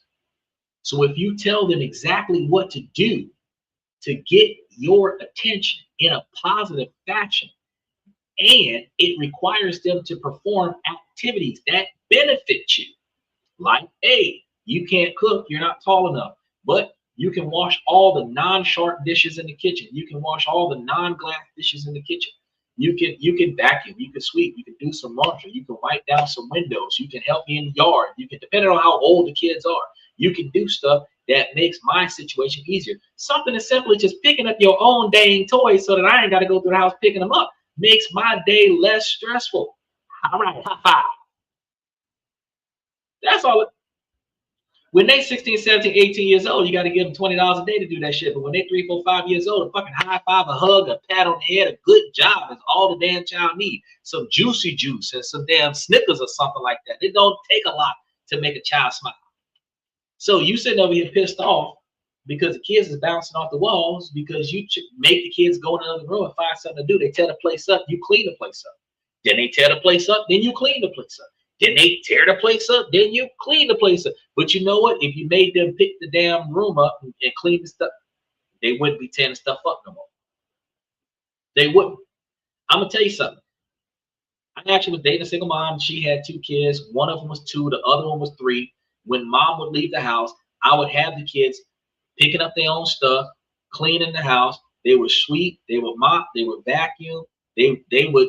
And look, when it came down to mopping, these are kids. I didn't give them a mop. These are kids. I put soap all over the floor, covered the floor with water, and let them slide all over the floor until the floor was clean. That was it. That was it. I made a game out of it. I made a game out of it. But when mom comes back to the house is clean, dishes is washed, the clothes is folded, the toys is put away. The kids are glad to see mommy, but the kids are responsible. Mom comes back and mom's like, how did you get the kids to do that? Because I gave them positive praise every time they did something that benefited me. So they would ask me, what did I need from them? Because they want to be helpful. They want to have purpose in life. I gave them purpose. That's all I had to do was give them purpose. I don't got to yell at them. I don't got to raise my voice at them at all to get them to cooperate with me. I just gave them little mini quests that they can accomplish to get quick results for positive reinforcement. Made it a daily habit, and now the kids come out of bed. They let me know that they're awake. They clean up the rooms. They take their showers. They get themselves dressed. They go sit in the kitchen and wait for me to make them breakfast. By the time they get in the kitchen, I'm in the kitchen making breakfast. By the time their mama get out of bed, everybody's sitting at the table eating breakfast. She's wondering how these kids get so good. Because instead of me yelling at them to make them do stuff that they don't want to do or stopping them from doing something I don't want them to do, I'm showing them what makes me happy. They're going to do what makes me happy. Then I praise them for doing that. You can do the same thing in your damn relationship. So the ability to handle these kids is doable. Oh yeah, you're tired of these kids. You're resentful because you didn't have them since they were born. They have not shut the fuck up for the first 2 years of their life. So they get on your damn nerves. Your husband get on your damn nerves because you need a vacation. Not because you don't like him. You don't like him because you need a vacation. You need a vacation from the family. So technically what he should do is get you a vacation. Now, appropriately, you should go on that vacation platonically, come back platonically, not have an affair with nobody. And then you miss your children, you miss your husband, you come back and you spend some time with your children and your husband. But you need a vacation. Even if it's nothing but sleeping in a hotel, the hotel down the street for the weekend where you don't got to deal with the kids, you need a vacation. But hating your man and wanting to get out of the marriage because you don't want responsibility, you think you can do it by yourself. You got children now, girl. You're going to be paying for babysitters. You're going to be paying for housekeepers. You're going to be working a full-time job. You're probably going to be working 2 full-time jobs to pay for that, unless you try to put him on child support in order to cover the difference. But and I know that a lot of women might feel like, oh, that should be the way to go. No. Why divide the resources and put extra stress on your plate so that you can do the exact same thing that you could do in the marriage, which is get yourself a job or put more effort into your job, and y'all put a budget together that takes mom out of the equation of watching these children 4 to 6 hours out of the day. Buy the babysitter, buy the housekeeper, get your personal assistant. If y'all make enough money between the two of y'all, if y'all got two $50,000 a year incomes and y'all are living on a $60,000 a year budget, y'all still got $40,000 there that y'all can pay somebody $20,000 a year to help y'all with the kids, and still have $20,000 a year to put into a brokerage account where y'all can still be making money, make money for y'all. So there's a way that all you really need is a break. That's what your problem is. You don't need a divorce. You need a break. So get you a break. He's working 60 hours a week. You work 30 hours a week. And take some of your money and pay for the babysitter. That way you can get away from the kids. right? That's what you do. That's how you fix your problem. And I can guarantee that if you did that instead of getting a divorce, your whole marriage would be better because you would have more purpose in your life because you'll be doing something other than watching the badass kids that you allowed to get bad. And you get time away from the stress of being a single mom in a relationship with a husband that is working double overtime to take care of you. And you'll be able to find value in your husband because where you was doing everything by yourself, you have a subordinate employee doing some of the stuff for you. But remember, ladies, if a man is paying another woman by the hour to do the stuff that his wife is supposed to do, the other woman is the better wife. Just saying. Y'all don't got to agree with that. But if Anuela is cooking and cleaning and operating my itinerary and looking after my children and everything, just like the nanny. Y'all remember the nanny? That the guy was wealthy, but you know, he was a single father with all them kids, and the nanny was doing everything that a wife was supposed to do. They ended up married. That's why they ended up married, because she was showing wife material as an hourly employee. This is the reason why men will divorce their first wife and marry their secretary, because the secretary is showing wife material as an hourly employee. So instead of being busy about it, you do your wifely, because you're not just getting an hourly salary, he covering your whole standard of living. So you room and board right now, but you still need to show that wife material. Stop wilding out and start showing how much you value and appreciate the family that you have. But a lot of women are willing to throw a hand grenade on that, destroy the whole relationship just so that she can be free from responsibility. But I'm gonna tell y'all something. It is not getting cheap in this country.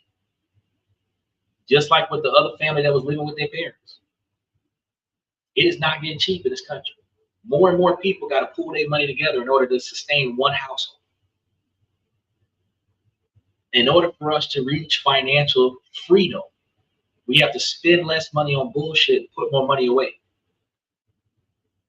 And as we have financial hurdles, kids, college, accidents, family emergencies, we have to change our future to deal with our present. Some of us take on extra burdens, like looking after our elderly family members. And at the end of the day, you've got a budget for that. Your free time is not your free time. Your travel time is not your travel time, because now you have extra responsibilities.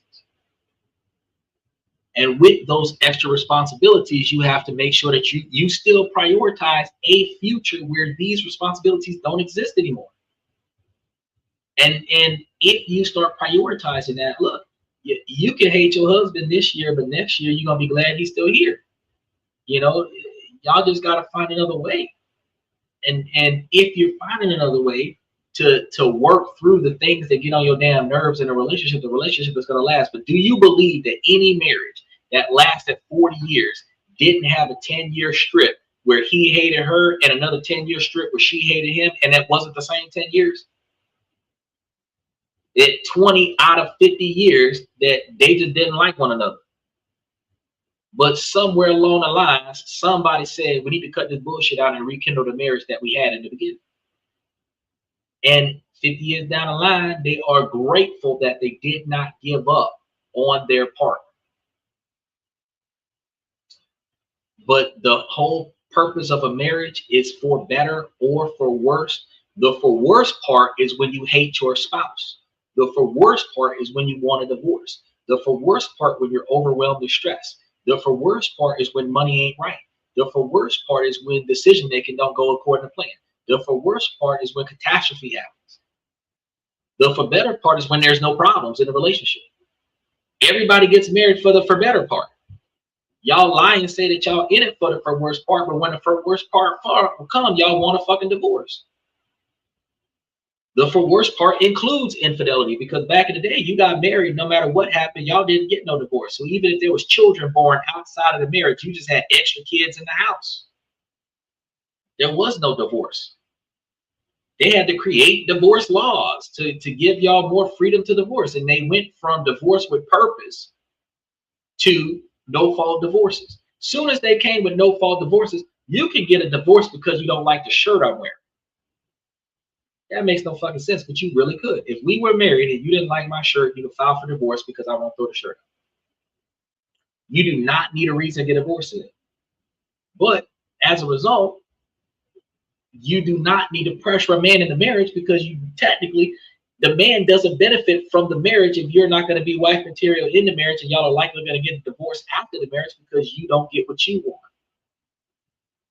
And selfishly, more often than not, ladies, y'all don't want to do what a man wants y'all to do, which is why y'all demonize men for having an opinion. Y'all don't want a man to tell you what makes him happy, which includes telling you how to dress because he wants you to be respectful so he can be proud of you and not have to beat up other dudes for looking at you. Telling you what he needs you to do so that you can aid him in the stuff that he's going through. You don't want him to tell you nothing. He got to justify why this, why that, why the other. You know, the problems that y'all have in y'all relationships is because y'all don't want to cooperate. Y'all don't want to follow instructions. I just had a discussion earlier today where I had to make it clear, don't talk back to me. When I give you an instruction, you do what the fuck I tell you to do. And then later on, if I'm going to justify why I told you to do it, I'm going to tell you later. But today, in the moment when I give you the instruction, that's the only thing that needs to matter, is that I told you to do something and that's what you need to accomplish. We can discuss it later. But now, if I tell you get up and go do something, that's it. You get up and go do it. Like I told y'all at the beginning of the show, look, top of the list, which will weed out all of the people that are not valuable to me. Top of the list, obedience. Because I'm not going to give you nothing unnecessary. I'm not going to give you nothing over the top. I'm not going to challenge your loyalty to me by giving you a chore right in front of your friends and family members. I'm not going to do that. I'm not going to embarrass you in front of our network. I may not ask you for nothing. I may, in fact, be more in servitude when you have company there than what I would be when it's just two of us. But when I do give you instructions, you have nothing else to do in the moment. Unlike women, I'm not going to time me giving you a task to when you're doing something that you would prefer doing, something that you value. I will see you not doing anything and give you a task. So anything other than I got it, I don't want to hear that. I don't want to hear no. I don't want to hear why. I don't want to see you not do it. When I give you an instruction, you do it. Now, before anybody get pissy about it, I was the exact same kind of person. So if my partner came to me, I ain't had nothing else to do, and my partner gave me an assignment, it's done. Soon as you tell me what's going on, I treat that like a note in James Bond movie. That note of self-destruct is 60 seconds, and inside of that 60 seconds, I'm tackling the objective. Okay? So since that is my behavior, that if my partner brings me a reasonable request, I'm going to be able to accomplish that request. I'm going to get right on that request. So under the same dynamic, when I give my partner an instruction, I expect that instruction to be structured as a reasonable instruction. So I expect you to do it because I did all the hard stuff around it. So this part is your part, and you need to do that part. No questions asked. Right? It's not like I'm asking you to dig a hole to put a body in there. I'm asking you to do simple stuff. And ladies, if y'all can't do that, y'all are not wife material.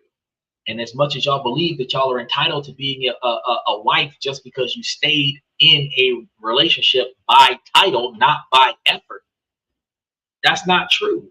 You don't deserve to be a wife just because you've been with this man for 5 years. You deserve to be a wife when you are able to improve this man, build this man up, aid this man, cooperate with this man, follow the instructions from this man because you chose this man to lead you. So you go where he tells you to go because that's how leaders lead. They tell the squad which direction to go, and the squad goes in that direction. So if you're not willing to follow instructions, you're not wife material. Y'all don't got to like it. That's just the way it is. All right. Now, we've been through all of the ones we're going through for today. I told y'all it's going to be pretty long, 3 hours and 15 minutes, 3 hours, 20 minutes. So we're going to be back here tomorrow. I got a piece together what we're going to be doing for tomorrow night.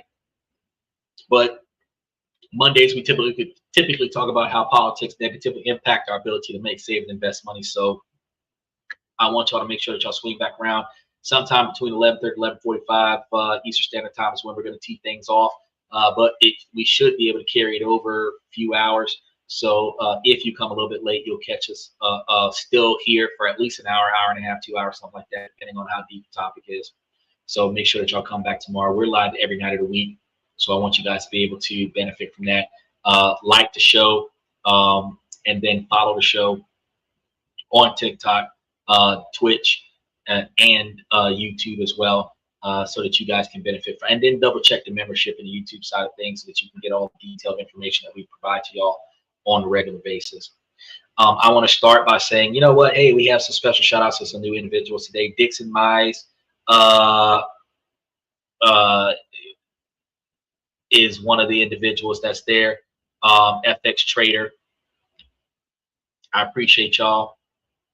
Aztec, Steven, OG Kicks, Joe Jack, Michael, Unc Andy, Omni 81, Red Boy, Danny Stephan. I really appreciate all y'all for coming to the show. And then everybody that's been coming to the show on the TikTok side of things, make sure that y'all actually take the opportunity to like and subscribe to this channel as well, because we're going to be talking about ways to make money, save money, and invest money on Monday, Tuesday, and Wednesday this week, and different countries around the world that we can potentially make, save, and invest money. So y'all are going to be getting a lot of financial information coming up. And then Thursday, Friday, Saturday, we're going to be giving you guys a lot of information on how to improve your decision-making skills so that when you do make that money, you don't waste that money. Okay? So I want to go ahead and say, ladies, as long as the situation doesn't make sense, I'm going to keep asking you ladies to make it make sense. So ladies, please make it make sense. And I want to thank everybody for coming to this and that. I'm your host, Xander, where we talk about this, that, and everything in between. And I will see you guys tomorrow night.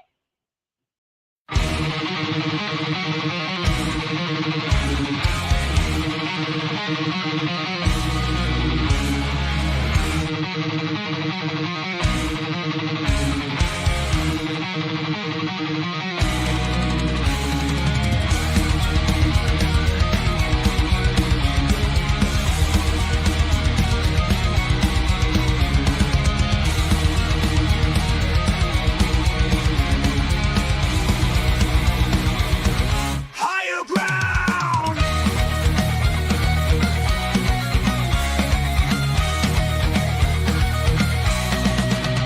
Used to chase validation, now I validate myself. Building inner strength, putting doubt upon the shelf. No more unnecessary drama, no more wasted time. Climbing higher, constantly making my own climb.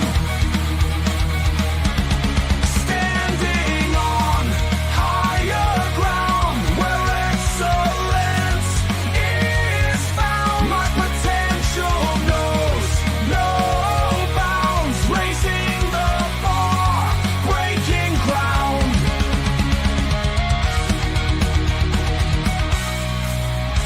My network is my net worth. Choose your company wise. Surround yourself with eagles, not with sheep in disguise. Every interaction is a reflection of my brand. Quality over quantity, that's my personal command. I'm not landing on higher ground where excellence is found. My potential knows no bounds, raising the bar, breaking ground.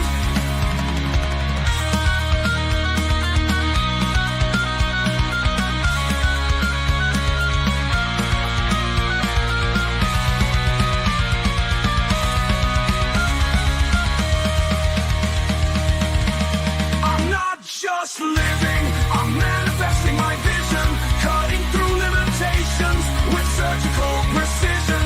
My expectations are my compass, my respect is my shield to mediocrity and chaos. I will never yield.